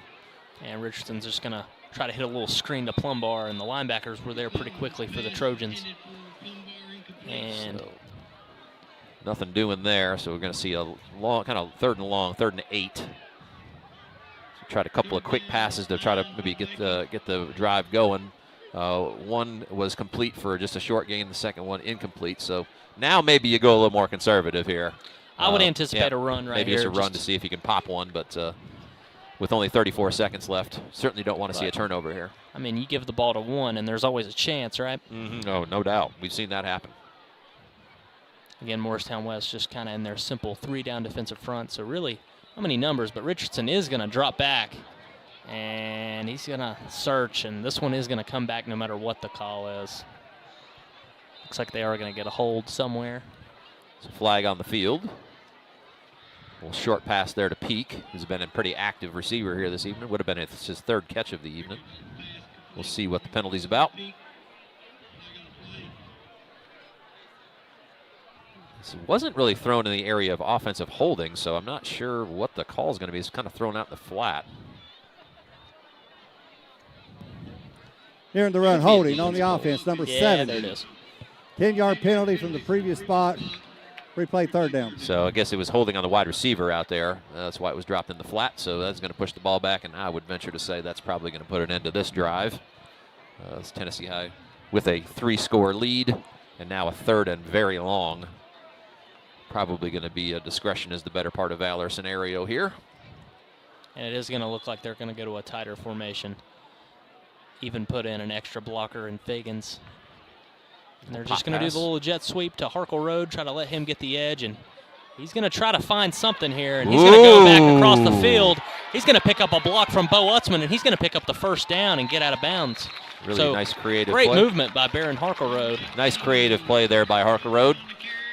Pushes the ball beyond the 50-yard line. So with 14 seconds left and a timeout, still can work the middle of the field here. Maybe try to get down and give Dexter Dishner an opportunity to kick a field goal before halftime. Nose of the ball right on the 50-yard line. So they'll need a pretty. But again, they can run anything here because with the timeout still in their pocket. Maybe try to pick up about half the yardage they need here on this particular play.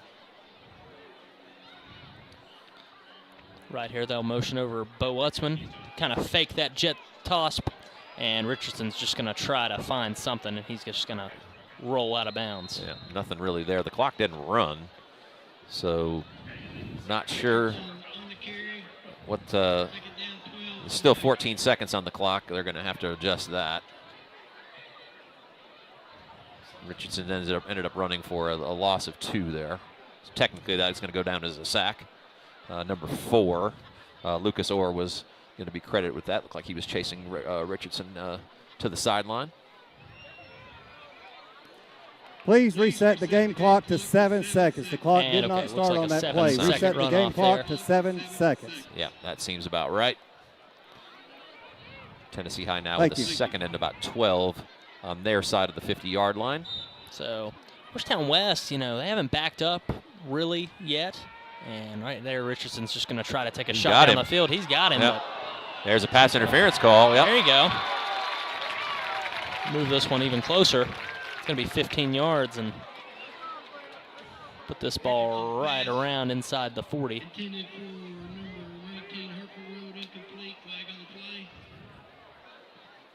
So just kind of throw it up and see what happens, and they did get multiple flags on that play. We do have an injury on the field. So we'll have 2 seconds left on the clock when we return. Tennessee High 15 yards closer to the end zone with an opportunity maybe to push this into the end zone. A little kind of half Hail Mary play. We'll step aside for just a minute while they tend to the injured player. We'll be back here shortly on the Viking Sports Network.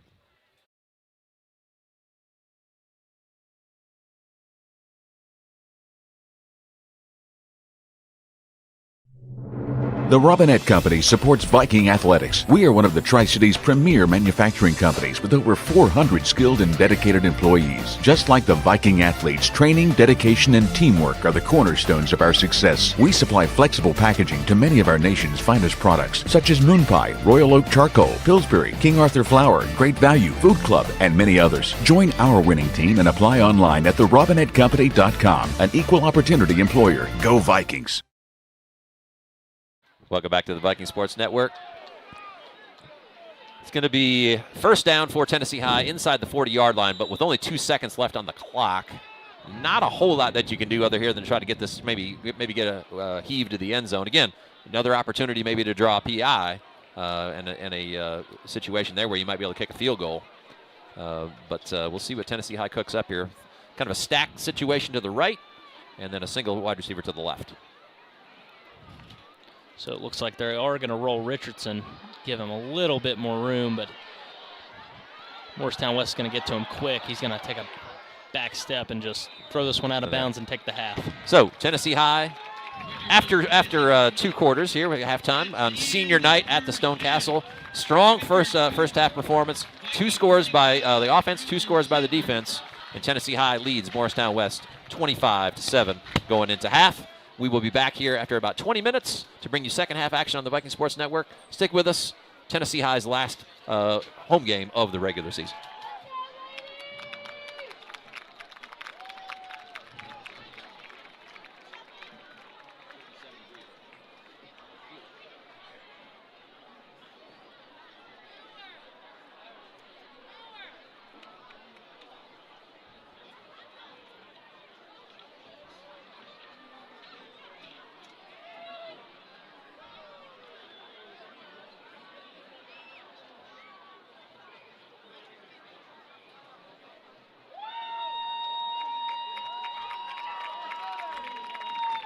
Ladies and gentlemen, please welcome to the field your Tennessee High varsity cheerleaders.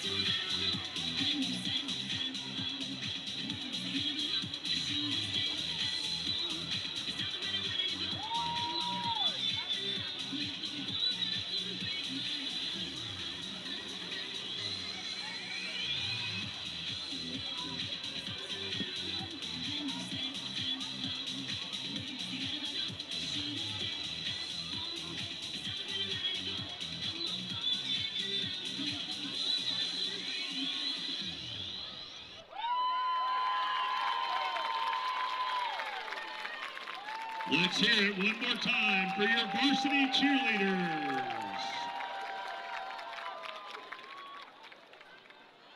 Now please welcome to the field the Tennessee High Dance Team.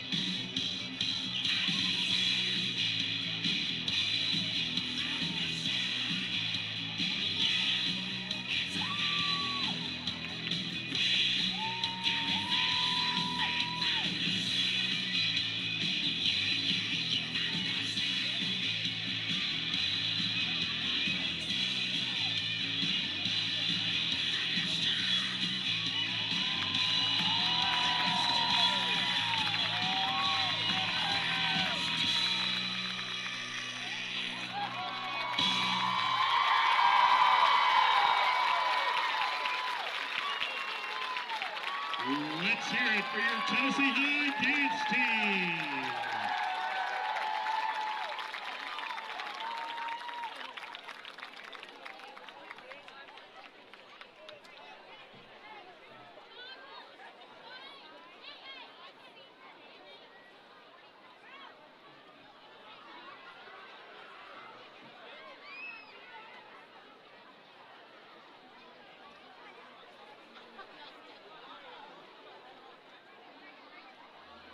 Now at this time, we are going to honor our 2025-26 seniors for cheer and dance. We're going to start with the cheerleaders.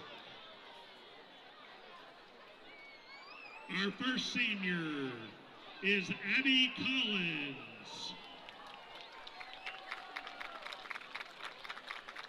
Abby is accompanied by her parents, Brittany and Aaron Thompson, and her grandmother, Joyce Lucien.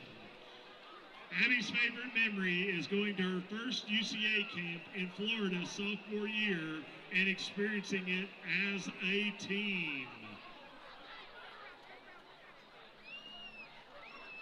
Ladies and gentlemen, let's hear it for Abby Collins.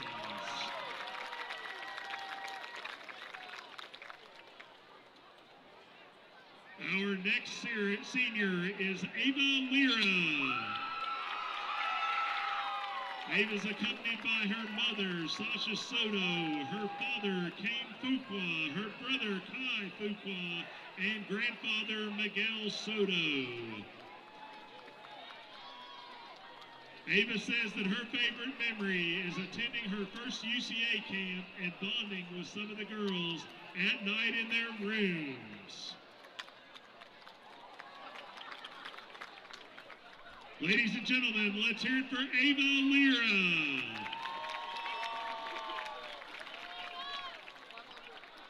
Our next senior is Kenna Richards.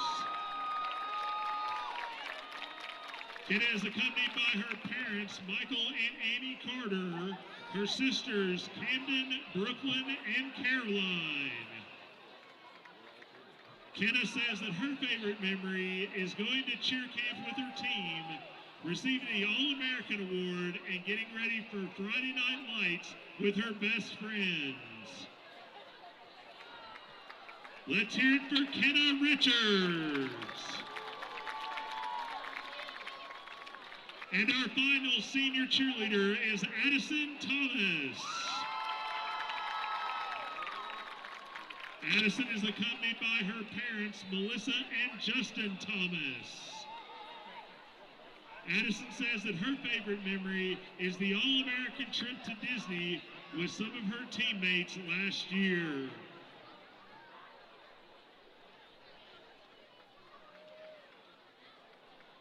Ladies and gentlemen, let's hear it for Addison Thomas. Let's have another big round of applause for all of your cheer seniors.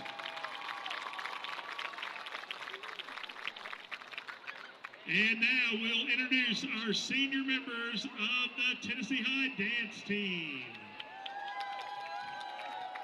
Our first senior is Kylie Burton. Kylie is accompanied by her father, Adam Burton, her stepmother, Tammy Burton, her mother, Casey Stamper, and stepfather, Dustin Stamper. Kylie says that her best memory is rooming with her friends at Nationals.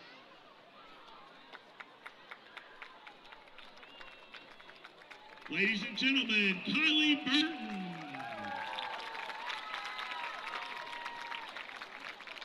Our next senior is Alyssa Cochran.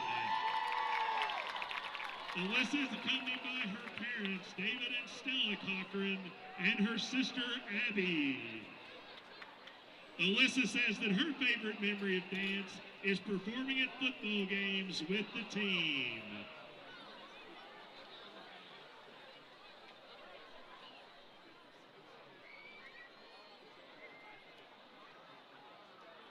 Ladies and gentlemen, Alyssa Cochran. Up next is Journey Gudger. Journey is accompanied by her mother, Nicole Gudger, her great aunt, Maddie Wilson, and her cousins, Maddie and Rio King.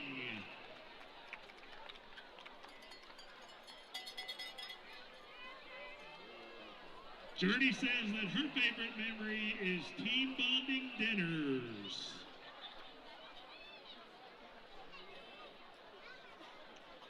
Ladies and gentlemen, let's hear it for Journey Gudger.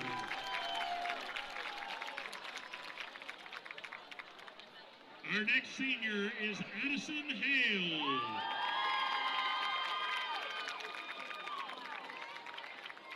Addison is accompanied by her father, Jeff Hale, and stepmom, Beth Wheeler, and her sisters, Mia and Lily, and best friend, Yuzu.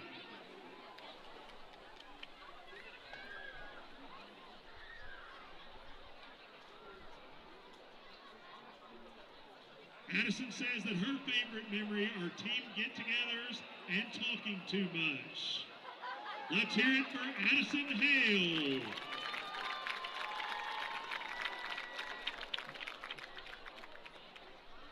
Up next is Madeline Hess.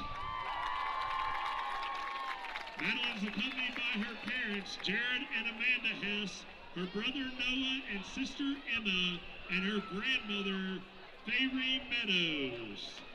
Madeline says that her favorite memories are team bus rides and 7 brew trips before practice. Let's hear it for Madeline Hess.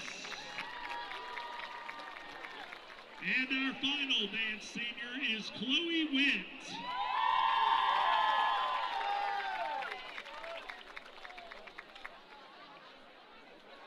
Chloe is accompanied by her parents, Frank and Sabrina Witt, and her brother, Connor. Chloe says that her favorite memory is going to nationals and competing as a team. Ladies and gentlemen, Chloe Witt. Let's have one more big hand for all of our dance seniors.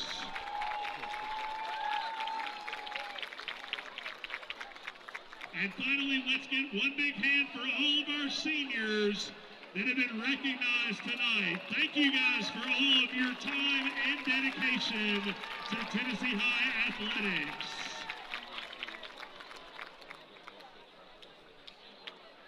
Ladies and gentlemen, please welcome to the stadium the mighty Viking Band. They will be performing their competition show titled Steeped in Madness.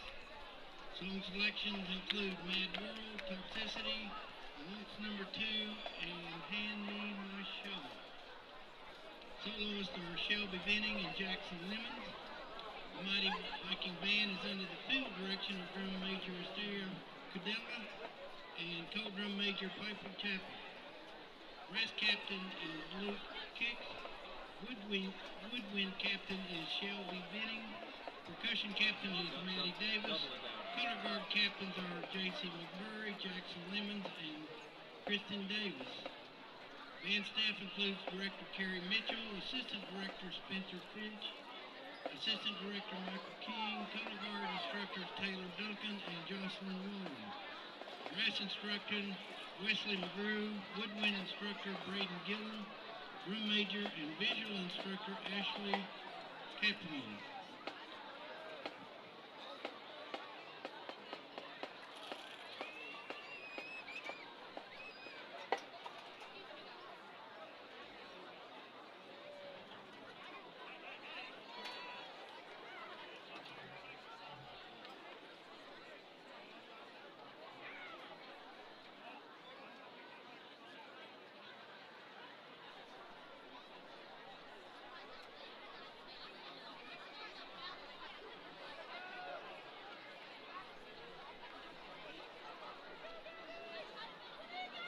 Drum majors, is your band ready?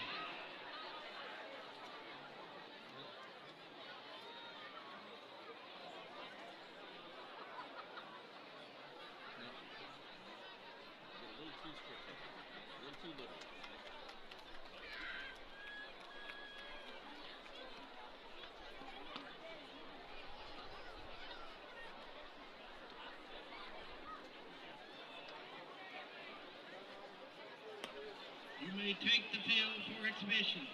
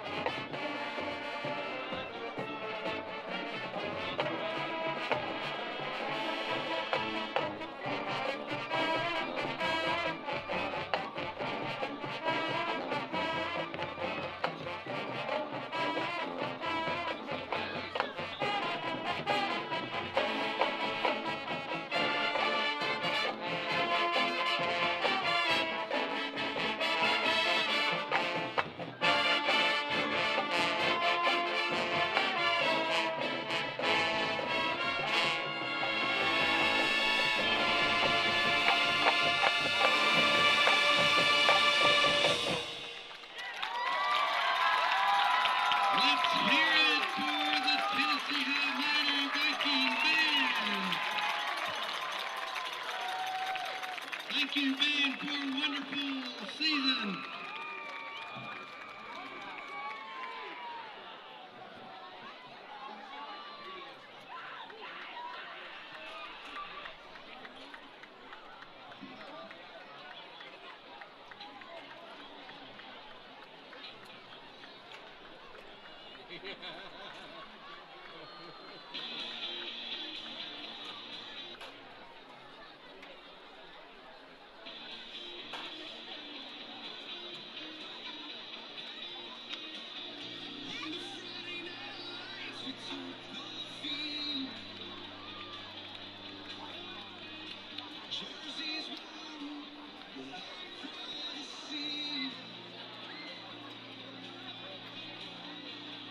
Sweet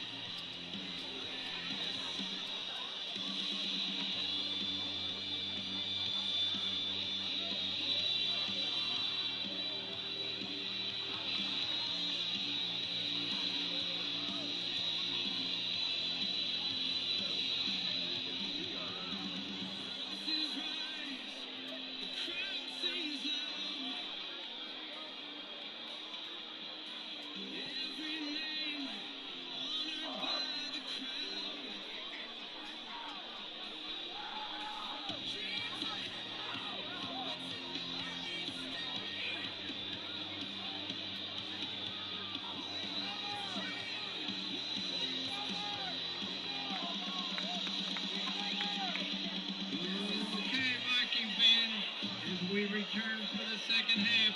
Let's get behind our team. It's time to make some noise for your Tennessee High Vikings.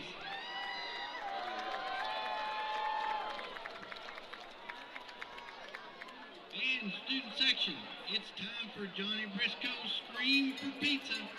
Welcome back to the Viking Sports Network. Second half action about ready to get underway. I'm your host, CJ Manahan, alongside Micah Kennedy. Tennessee High leads Morristown West 25-7. Your halftime sponsor was UPM Pharmaceuticals. And end of halftime, we've got our first scoring summary here brought to you by rentinbristol.com. Again, Tennessee High leading 25-7. They will be kicking the ball away as Morristown West will get the ball in the second half. Tennessee High with 2 touchdowns on either side of the ball. A short run by Carter Smith for a touchdown to start the ball game, followed by a defensive touchdown, interception, pick 6 by Elijah Plumbar. Then we had a fumble in the end zone, which was picked up by Khalil Honaker for a touchdown. And that ball looks like it's going to bounce out of bounds for the second time this evening, so good starting field position for Morristown West as they start this drive. Coming off of a score here, Micah, as we get into the second half, this feels like a pretty important drive here to start this second stanza because a score here brings this back into a 2-score Kickoff, it goes game. out of bounds. The ball will be placed on the 35-yard We're line. going to start this one at the 35-yard line yet again. So Tennessee High's the consistency of Dishner hasn't been at the 10 or at the 8 today. Maybe trying to overdo it. Yeah, he's right? breaking my parlay That's for right. kicks inside the 10. So first down and 10 for the Trojans as they go kind of a offset with McClellan and Moore in the backfield. Tennessee High in their 4 down defensive front, and Moore's going to be tripped up quickly by Khalil Honaker, who's been in the backfield virtually the entire game. Moore's been tough when he's been able to get ahead of steam going, but the Viking defense has made that kind of tough sledding on him. No gain there on that play as Honaker knifed in for the tackle. Feels sort of like a stop and a score would put this in a not necessarily out of reach, but pretty close. So we'll see what the Viking defense can do here at 2nd and 10. It's right here. McClellan's going to roll to his left and fire into the flat, and this one's just going to bounce incomplete. That'll bring up 3rd and long here. Intended receiver there was Joshua Akerd. Ball skipped off the turf, incomplete. So now a 3rd down and long. And again, as we said earlier, this has been a tough down for Morristown West. It's led to one turnover that led to a touchdown, and then the Vikings have done a really good job, even just with rushing 4 or 5 all night, really putting a lot of pressure on McClellan in these drop-back situations. Obvious passing downs anyway. Yeah, and they're back in their trips formation, try to get beyond the sticks here, but other than the one deep ball, there's really been nothing there for the Trojans. It's right there. Cooper Boer is there first. Isaac Stevens is trailing. Frank Reed will force him out of bounds, and that'll bring up a 4th and long and a 3 and out for the Trojans on really their first good drive. Really good pressure there up the middle from Boer, and Stevens really pushed McClellan. He has not been able to set his feet on any type of drop back because there's just been pressure in his face, especially on these 3rd downs. You get a good job to see Stevens beating his man initially, then chasing him outside. Good job by the Viking defense. Kind of keeping McClellan hemmed in, and Reed just kind of escorted him out of bounds. So, Bo Utzman's back deep to return. Hadn't been able to return any so far tonight, but this one's going to be partially blocked. Yep. And that one should be downed right there. It is, yep. Tennessee High's been getting a rush on, mostly because of high snaps. That was a pretty good snap. It just took a little extra second to get that off, and I believe it was partially blocked by a Vikings player. Couldn't quite tell who it was, as there was multiple players in the area. And it did look like it hit off of, is that Frank Reed? Or no, that's Isaac Stevens. Looks like he got a hold of that one. So Tennessee High adds a block punt to their repertoire this evening.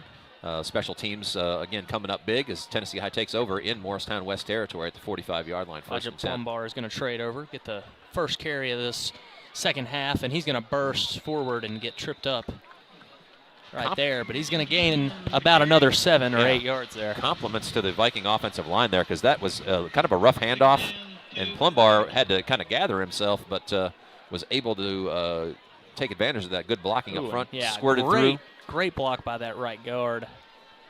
So going to give him 7 on that play. 2nd and 3 from the 38 in Morristown West territory. 4 wides here as Tennessee High is looking to push the ball downfield. They're going to hand to Plumbar yet again, and he's going to find a hole and pick up plenty for the first down. So a good start, kind of reminiscent of how the game started. Tennessee High with good field position after that first stop defensively. Went heavily on the ground on that first possession. And you can see the Morristown West defense starting to get a little bit tired as Tennessee High picks up that Friendship Cars first down. Looks like they're going to stick to this trips formation. They're widening out the Trojan defense right here, keeping them down in their 3 defensive front. They're going to hand a Plumbar yet again, and he's going to make a couple of moves and pick up a gain of about 5 yet again.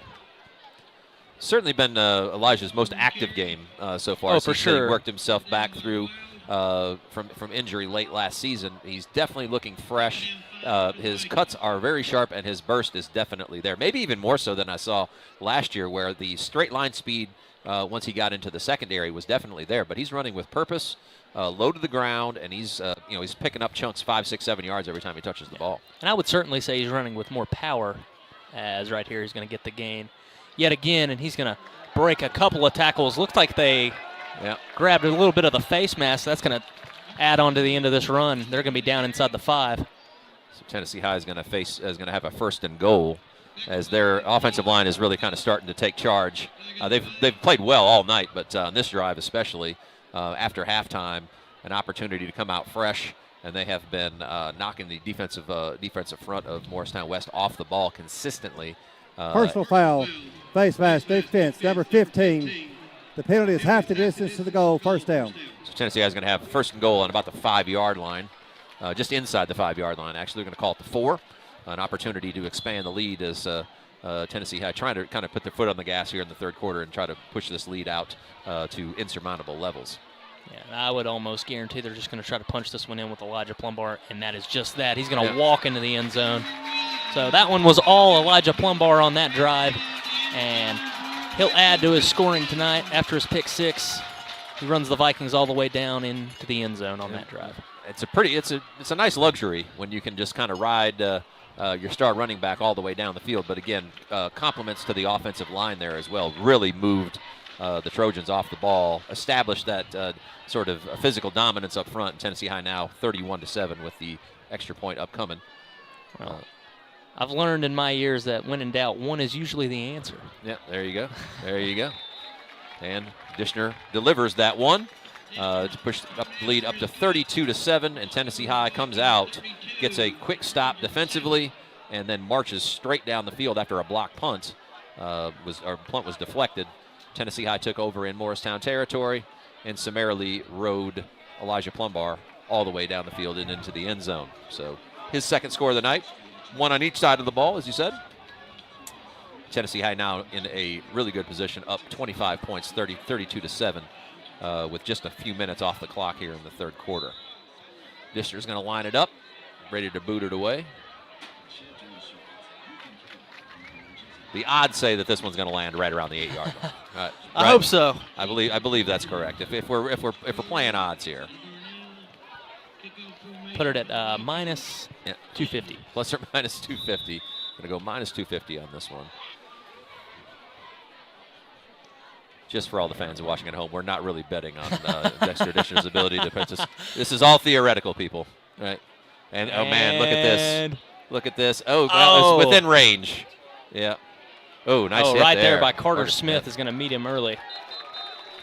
As you said, number 12, Brady Darnell's done a good job this evening of pulling returning balls well and taking multiple guys to bring him down. Well, Carter Smith was up to the task that time. Solo tackle is going to start this drive for Morristown West at the 26-yard line.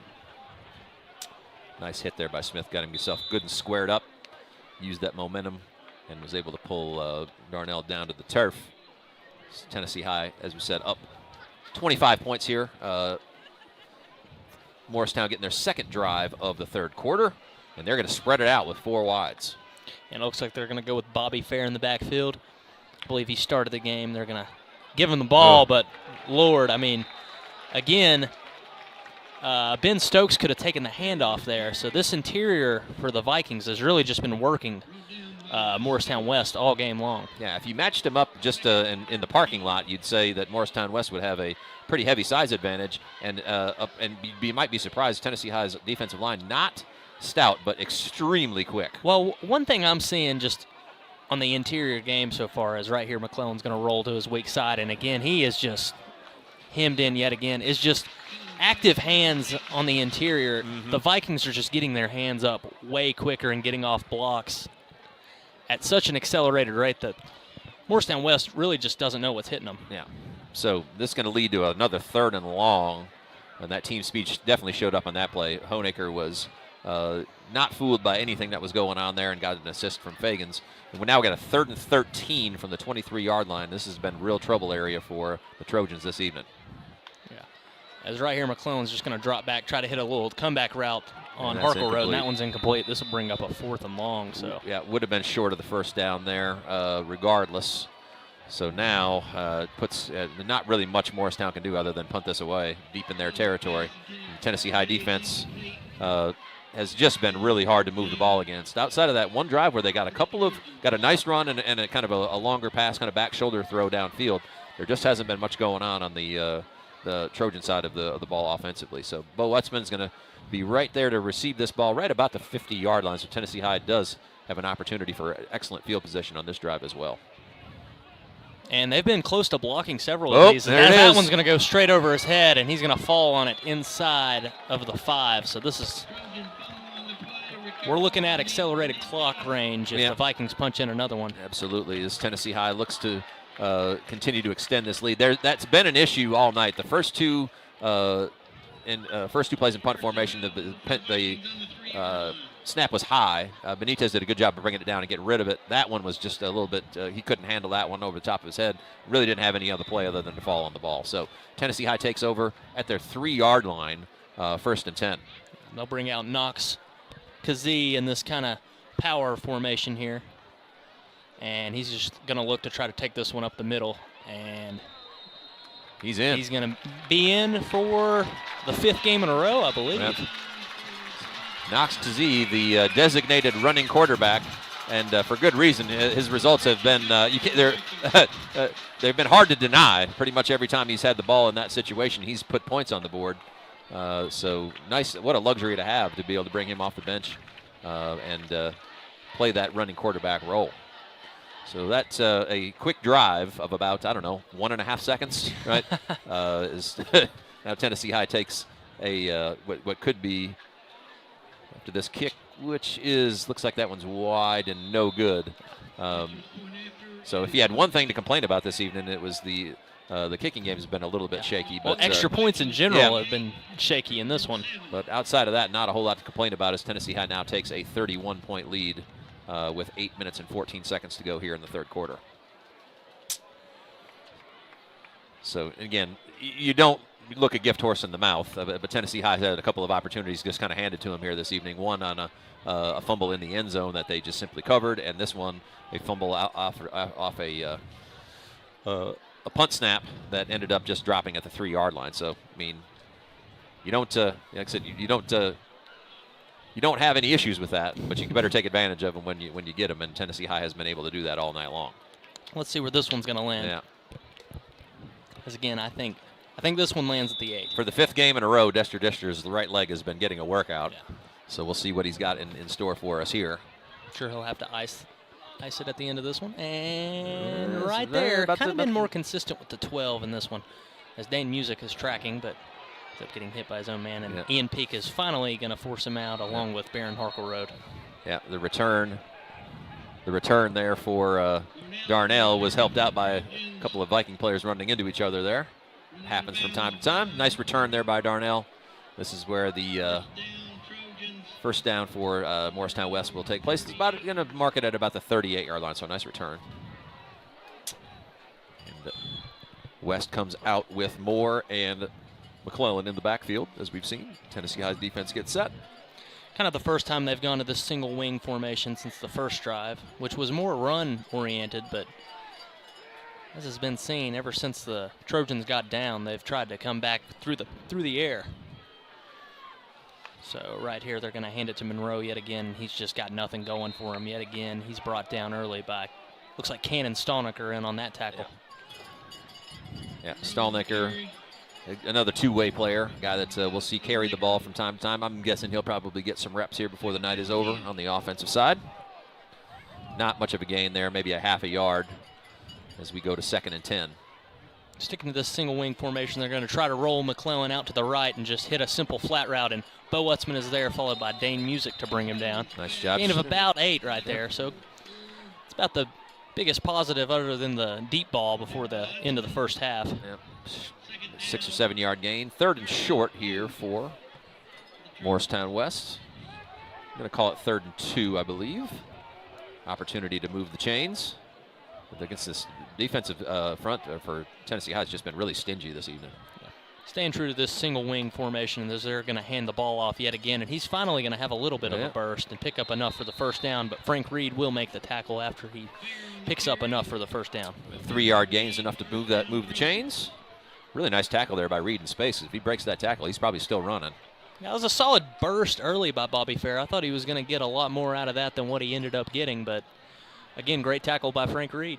Able to scrape across and make the play. Ball just on the Morristown West side of the 50 as they spread out. Jet over here, fake that jet, and he's going to look that way, but Cannon Stolnicker's just going to narrowly miss him, and McClellan's going to take off and be about a yard short from the first down marker. Yeah, one of the few scenarios this evening where Tennessee High lost contain, and McClellan made him pay that time. Picks up the first. Actually, they're going to mark him just short of the first down. Stepped out just shy. Stolnicker just he kind of bites on that little jet right there. Steps down inside just a little bit. McClellan was able to take the angle right there. So 2nd down and short, about a yard here. They're going to call it. And again, sticking to that single wing formation, they're going to hand to Bobby Fair yet again, and he's going to pound his way forward for the first down. So looks like the Trojans have found a little bit of something on this drive, moving the ball about as good as they did on their last drive in the first half, as Monroe's going to check back into the game. And the 30-point deficit, Tennessee High is okay with 3 and 4 yard gains as the clock continues to work in their favor. This has been kind of a trouble spot for Morristown West, too, is kind of in this no man's land area. We've seen a couple turnovers here. Right here, McClellan's going to roll to his right yet again, and they're all over him, but he is going to dump this one down into the flat to number 4, Lucas Orr, and Orr's going to pick up about 8 right there. Tackled by the Tennessee High counterpart, number 4, Dane Music. Short of the first down. They're going to give him a gain of about 8. Again, that was a jailbreak. The Tennessee High had 3 guys on the rush that came through, but a nice job there by Orr sitting down and giving his quarterback a target, and they were able to complete that pass for about an 8 yard gain. Again, McClellan is going to hand to Moore right here. He's going to be met early by Khalil Honaker, and again, he almost takes the handoff right there. So Honaker's been giving these tackles a game so far. Yeah, he is just too quick. His first step quickness is something pretty remarkable. I mean, beat 2 defenders there and was at Monroe's feet before he could even really get moving at all. So just a remarkable play. Loss of 3.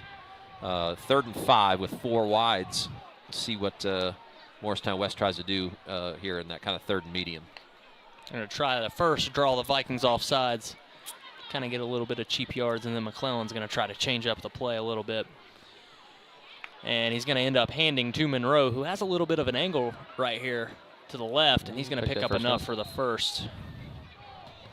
It's been their best play offensively on the run has been kind of in that off tackle scenario.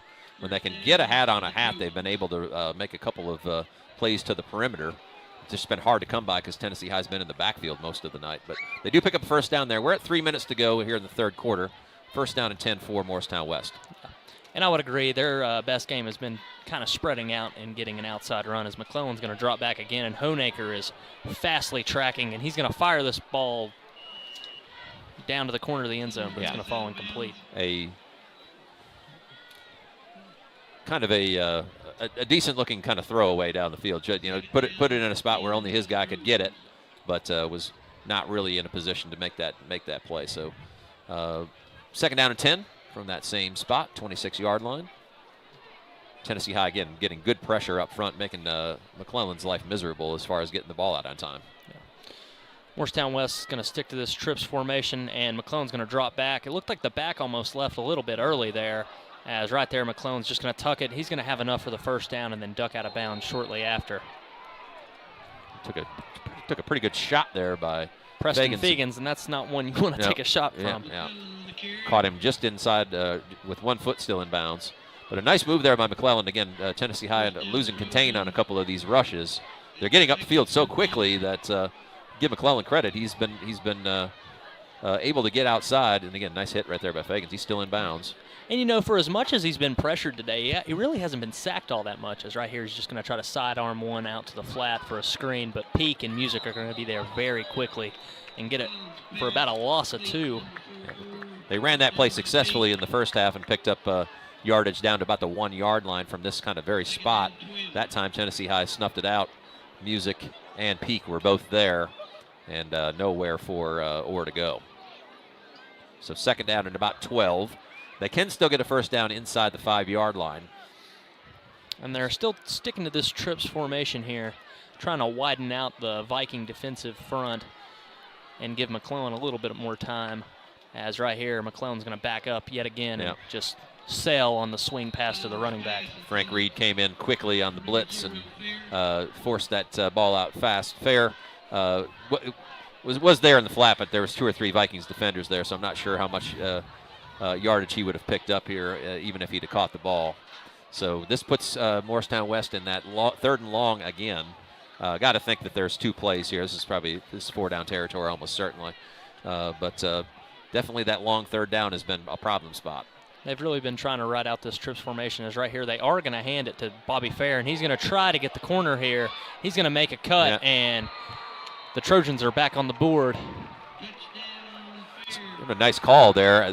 Obviously, Vikings expecting pass, and they ran a little off tackle kind of play there to be able to get outside. And a couple of bad angles there led Fair to be able to outrace everybody to the end zone. And Fair did a good job right there at manipulating his blocks. At first, it looks like this is just a straight dive, but he sees the defensive end crash in, outside linebacker lose contain, and then he cuts back inside on this block on the corner out here on the exterior. Nice job by his wideout downfield, creating an opportunity for him to step inside. Benitez boots it through, and for the second time this evening, Morristown West completes a 7-point drive. 38-14 with just 19 ticks left here in the third quarter. Tennessee High still well with this game well in hand.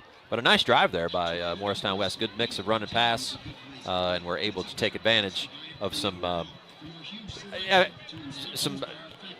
losing of contain, I think, both on those pass plays that ended up as runs, and then a nice play there by Fair getting outside, recognizing that his guys had the Viking defense outflanked, and ended up carrying that into the end zone. And, I mean, that comes with rotating a lot of the younger guys here later in the game, but it's always crucial to keep outside contain for those young defensive ends, and they'll learn as their career goes on. Yeah, funnel the play back in to where your help is. And but yeah, your guys, the learning experience. These guys. I think a lot of defensive ends, they get so excited to make plays, and they kind of forget their responsibility a little bit. Whenever you see a dive inside, you want to shoot inside and try to get it, but your job is still to kind of hang out on the edge and force anything back inside. And right there, there's nobody there to force it back inside. Benitez is teeing it up, getting ready to get this loose. We were watching Diego Benitez kick at halftime. Was making some field goals in practice from about 50 yards. Good leg on the 5'10", 165-pound junior. Nice high kick here. This one's going to be fielded by Harkle Road yet again. He's going to look to take this one back this side, and he's got a lot of room to run if he goes back in the middle, and he will get tripped up. But really great returns by Barron Harkle Road tonight, and great running overall. Yeah, good setup on that. Really set up a nice wall. And Harkle Road's his average on these kick returns has got to be 30 yards plus, I would say. He hits the little John Elway helicopter. Yeah, he did. Yeah, nice tackle there by number 8. That's Gabe Kimbrough. He's a freshman, playing some special teams for the Trojans. Upended Mr. Harkle Road, but Tennessee High with good starting field position out to the 45 or 45-yard line. Excuse me. A little different formation here in the backfield. Yeah, kind of a two-back look with Cannon Stonecker and Carter Smith. Alongside doubles is right here. Cannon Stonecker is going to get the carry. He's got a lot of room to run out here, and he's going to power drive his way forward for a first down. So good run, good first run of the night for Cannon Stonecker right there. We had threatened a Cannon Stonecker sighting earlier in the game, and here we are, seeing his first carry. So Tennessee High with that deep offensive backfield, flexing there a little bit as Vikings now 38-14. At the end of the third, we'll step away for a minute, come back and give you a scoring rundown and bring you the fourth quarter action here from the Stone Castle.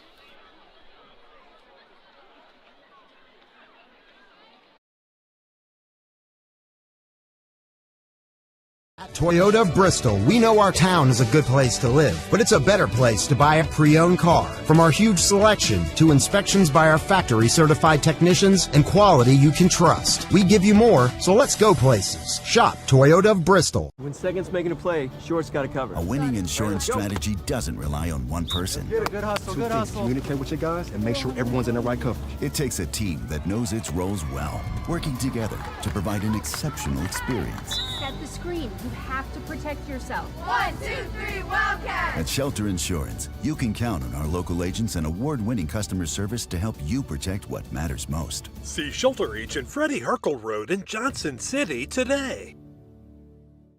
Welcome back to the Viking Sports Network. I'm your host, CJ Manahan, alongside Micah Kennedy. Fourth quarter about ready to begin. Tennessee High with a 38-14 lead.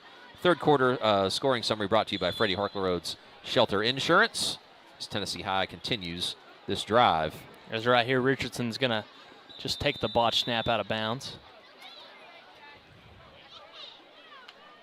And it looks like he's actually going to end up gaining about a half a yard right there. They're going to give him maybe 3/4 of a yard on that particular play. High snap that he did a good job handling. Live to fight another day. As Tennessee High has moved the ball into Morristown territory. Yeah. They have spent a good portion of the game. And sticking to kind of a formation that they ran a lot last year with Elijah Plumbar and Trent Dowdell. The kind of two-back look. As right here, Richardson's going to drop back and look deep. He's going to fire deep to Harkleroad. Harkleroad's going to catch it, turn upfield, and spin out of bounds. So great catch right there. Great throw and catch by Jack Richardson and Baron Harkleroad. And I think this one may have a little bit tacked on at the end of it here. The referees get together.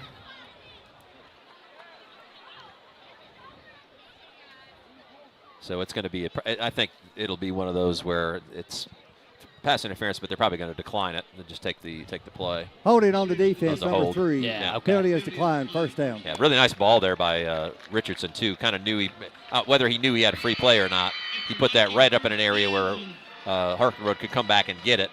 And Barron's shown really good hands this year. He catches just about anything that's thrown in his area. So a big play there for Tennessee High. Friendship Carr's first down on that long pass. They find themselves in the red zone once again. And again, Smith and Stonecker in the backfield. They're going to hand to Smith on the edge here.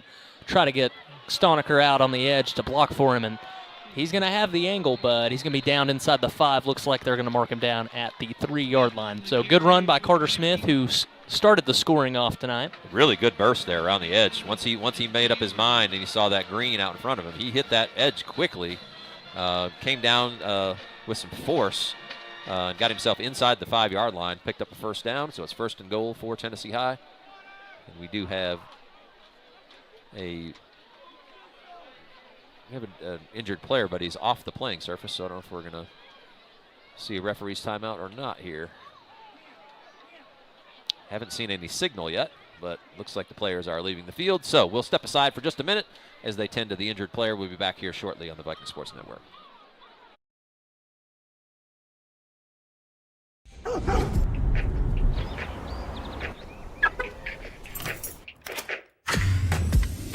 Who's that dog? It's Friendship Dog. He's the king of friendship. Dog knows cars and dog knows deals. That's why dog runs Friendship. You let that dog run that store? Not just one, he runs a bunch more. Friendship Dog, get off that car. Go sniff out some deals. No one beats this dog you see. It's Friendship, best price guarantee. Who's that dog? It's Friendship Dog. He's the king of friendship.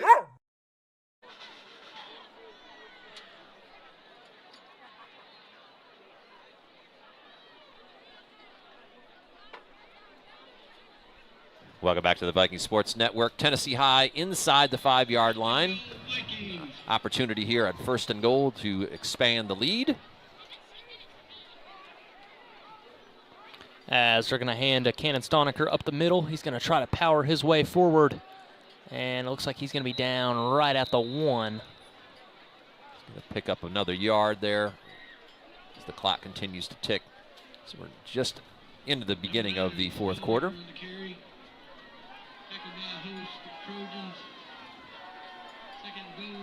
And now it looks like they're going to bring in kind of their power formation here with Fagans and Reed into the game.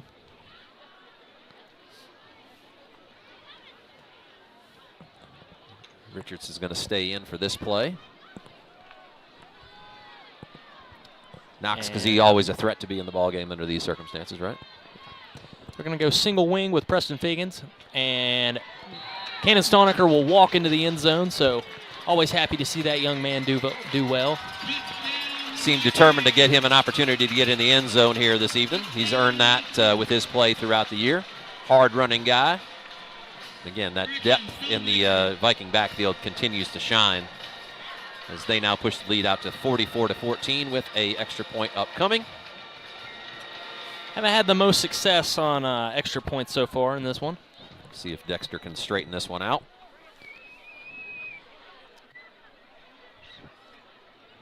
And right there, yep, that one looks to be good. Good snap, good hold that time, and Dexter kicks it right through. Tennessee High now increases their lead 45-14 with about 10.5 minutes left here in the final stanza. As we look down the road, again, taking nothing for granted here, but Tennessee High with a comfortable lead. Next week should be interesting.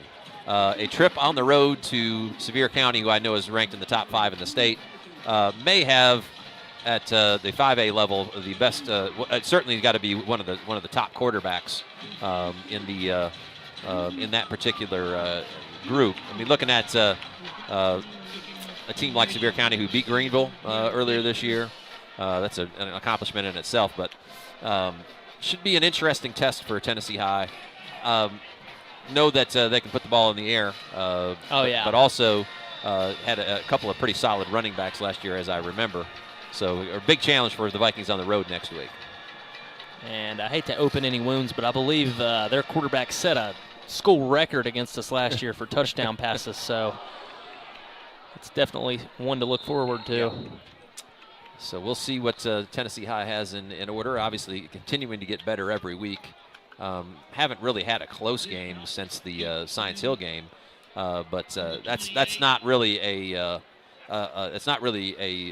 dig at the competition. I think it's just how much Tennessee High has improved over those first 3 games. Which those first 3 games were kind of a proving ground against really good teams, bigger schools, and I think I saw that Elizabeth is ranked number 1 in the state at the 4A level. I have to look that up, but it seems like I saw that here recently. If nothing else, ranked very highly. So that those first 3 games were really kind of where Tennessee High, I think they sort of found themselves.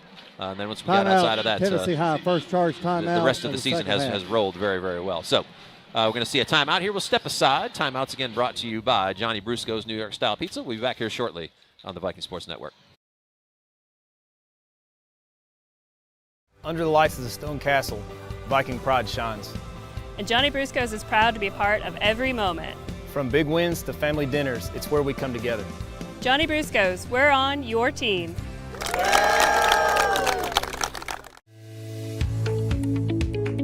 Injuries don't wait. Why should you? At Appalachian Orthopedics, we're proud to offer access to an orthopedic specialist whenever you need it. Simply walk into any of our orthopedic urgent care clinics, call for a same-day appointment, or connect with an orthopedic specialist 24/7, 365 days a year for free virtual support through OrthoCare Now. Learn more at AppalachianOrthopedics.com or scan the QR code. Welcome back to the Viking Sports Network. We missed a fairly significant play there as freshman Colin Rouse had come in at quarterback. Snap went right through his hands and right into the hands of number 17, Riley Price, and Tennessee High gets another gift turnover deep in Morristown West territory. This would put the game into running clock mode, too, as Knox Kazee probably going to be the guy that's going to be running the show from here on out as he trots on the field. Carter Smith and Candace Stolnaker in the backfield with him. Yeah. A lot of sophomores right there. And it looks like the Trojans have a very heavy set. Looks to be about a 5-2 formation here. Really a 5-3 as they even rolled the safety up now. And they're going to hand down the exterior to Cannon Stolnaker. And he's got a huge angle. He's going to run his way down inside the 5, right at the 2. So good hard run by Cannon Stolnaker there, picking up where he left off. Big collision where he actually collided, kind of ping-ponged in between 2 defenders. But, man, showed you just how hard he was running there. Picked up a first down into first and goal scenario. First and goal down to about the 3-yard line, maybe inside the 3-yard line, down towards the 2. Good hard run there by Stolnaker. After just scoring the touchdown. So they're going to keep Smith in the backfield with Kazee here. Again, kind of a heavier formation with a single wing with Preston Fagans at the wing back position. Carter Smith is going to try to fall his way in, but be marked down right at the 1. Second down and goal from just, looks like maybe just inside the 1. Yep, about the 3/4 yard line there. Under 8 minutes to go here in the 4th. And again, if Tennessee High scores a touchdown here, this will push this into running clock territory. Kazee and Smith, yep, in the backfield. Single wing formation. Trojans are rolling up. They're really in a 6-2 to 6-3 defensive formation here as they're going to hand to Smith, and he's going to lunge his way forward. And I thought he had enough for it, and he will. Yeah. His second touchdown of the night. So Tennessee Happy for Carter Smith right there. Takes advantage of the turnover, which they have been doing all night long. A sign of a good team, when they get opportunities and takeaways, they turn them into points. That is exactly how this has gone for the Vikings this evening. In fact, some of the takeaways led directly to points, as in were interceptions run back for a touchdown and a fumble recovery in the end zone. So the Vikings defense doing their job, that's for sure, creating takeaways and good opportunities for their offense. Ball snap is low. And right there they're going to throw it, and it's going to be intercepted. But just kind of been the way things have gone on conversion plays tonight. But really the most dominating performance for the Vikings, I would say, all year so far. Yeah, oh, absolutely. From both sides of the ball. Morristown West has had a couple of nice drives that have been scattered in between a whole host of turnovers, both on downs and then actual physical turnovers. So you just have to give Tennessee High credit in the fact that they've turned pretty much all of those, if not all of those, into points. So we're sitting at 51-14, and it seems like every part of that Tennessee High has earned those scenarios. Some of them, turnovers in kind of really tough spots for the Trojans, but at the same time, Tennessee High there to take advantage of. Dexter Dishner back again to kick, so really going to have to ice that leg after this one. He has been a busy man, that is for sure. It's been 8 touchdowns, but the conversions really don't show it. No. Right here, he's going to pin this one back. And that one's going to float out of bounds as well. So kind of that's been the norm today, as the Trojans will take over at the 35-yard line again. And I would say the goes out of bounds. There's going to be a lot of new faces on the 35-yard line. The defensive side of the ball right here. So we'll start to see some substitutions here, I would say, pretty readily, and the clock is running as we start this. So it'll really only stop for timeouts, injuries, and scores. So this 7 minutes will go by quite quickly. We do have a quarterback change, as we said. Freshman number 1, Colin Rouse, into the game for the Trojans. And he's just going to hand the ball off on this one. And couldn't catch the number of the running back right there, but I'm sure we'll see as they unpile. Looked like it was Fair that was in the backfield there to start. Yeah, that's fair. Yep. Picked up about 5 on that play.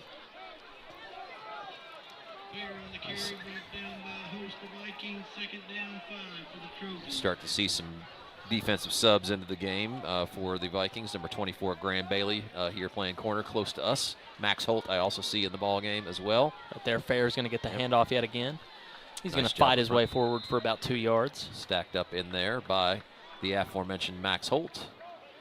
And looks to be number 51.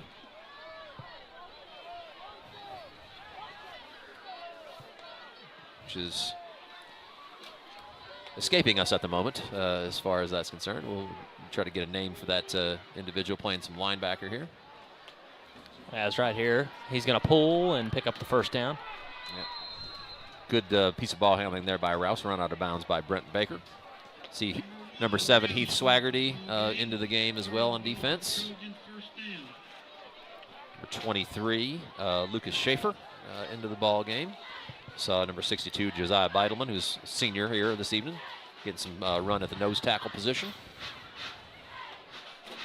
As looks like they're going to keep that single wing formation with Fair.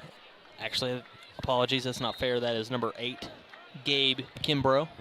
Kimbrough made a nice play on special teams earlier in the game. Got a couple of freshmen in the backfield here. Sort of the future of what Morristown West has to show here in this kind of cleanup time here at the end of the ball game. Tennessee High leads by 37. Right here, they're going to try to look to throw with the freshman, and they're going to complete that pass to number 23, Daenerys Ewing. Daenerys Ewing, again, wrestled out of bounds there by Baker. We mentioned Brenton Baker got an interception late in the game last week. Worked himself back through an injury earlier in the season. He's out here getting some good run with the second team. Another talented sophomore. And handoff yet again to Kimbrough, I believe. Kimbrough, yeah. Yep. And they got their true freshman group in the game now. Picked up a pass completed on the last play was to a freshman. Yep, picked up about 3 there. It's going to be 4th and short because we've dipped under 4 minutes to go with that running clock. And they're going to throw it. Could really have it's dealer's choice here because I think you call that either offside or movement either way, depending on which way the referees saw it first. Because there was kind of simultaneous movement there. Tennessee High was definitely in the neutral zone, but it looked like the Morristown West had moved as well. Encroachment on the defense, number 9, 5-yard penalty, result first down. They're going to give the offense the benefit of the doubt there, and that's going to move the chains. Morristown West now inside Tennessee High's 40-yard line. As Rouse will hand again. And great play by, I believe, number 51 yet again. We're going to find out that guy's name. Yep. He's making plays out here. We better figure out who this guy is, right? We do not, our rosters do not have a 51 on it, so we're just being perfectly honest with you here. If I had to guess, I think that is Alex Carey. Could be Alex Carey. Looks like his body. His build. But again, number not listed. It's anybody's guess. And Rouse looking to throw again, and he's looking to go deep down the field. And that one, almost picked off by number 24, Graham Bailey.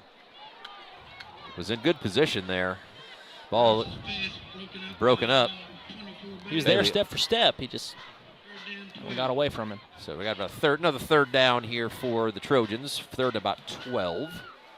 So obvious passing down here as they brought number 28, Patrick Klusman, into the ball game. Another freshman at the tailback position.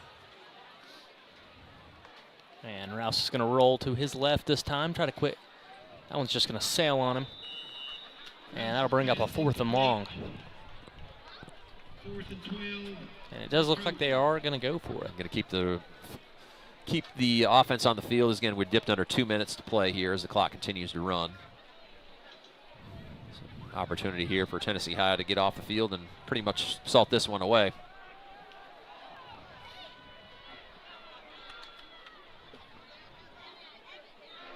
Rouse is going to drop straight back yet again. Look to fire this one deep down the field.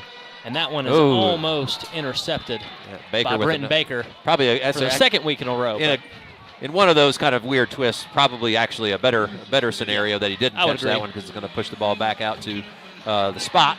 And that'll take us to the end of this ball game, as Tennessee High will very likely come out in victory formation. So final score as we head to the end of this looks like it's going to be 51-14 Tennessee High. Your final score is brought to you by the Robinette Company. And our next game will be on the road in Sevier County, down towards the Gatlinburg, Pigeon Forge area. Sevier County, one of the better teams in all of 5A. Region game should be a really good test for the Vikings to see kind of where they're standing here in this later part of the season.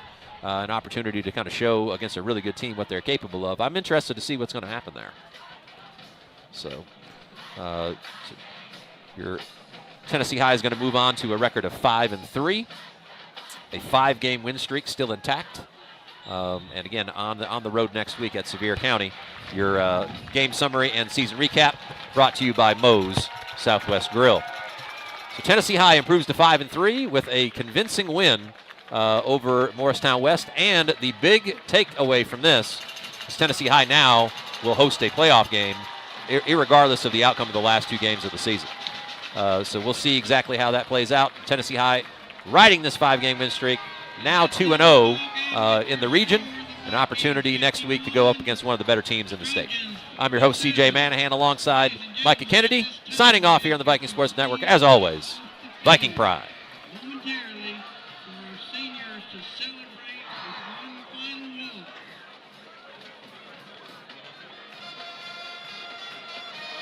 Thank you for supporting Tennessee High Athletics. Please drive home safely and don't forget to join us as the Vikings travel to Sevier County on October the 17th. If you're not able to travel, listen online at YouTube.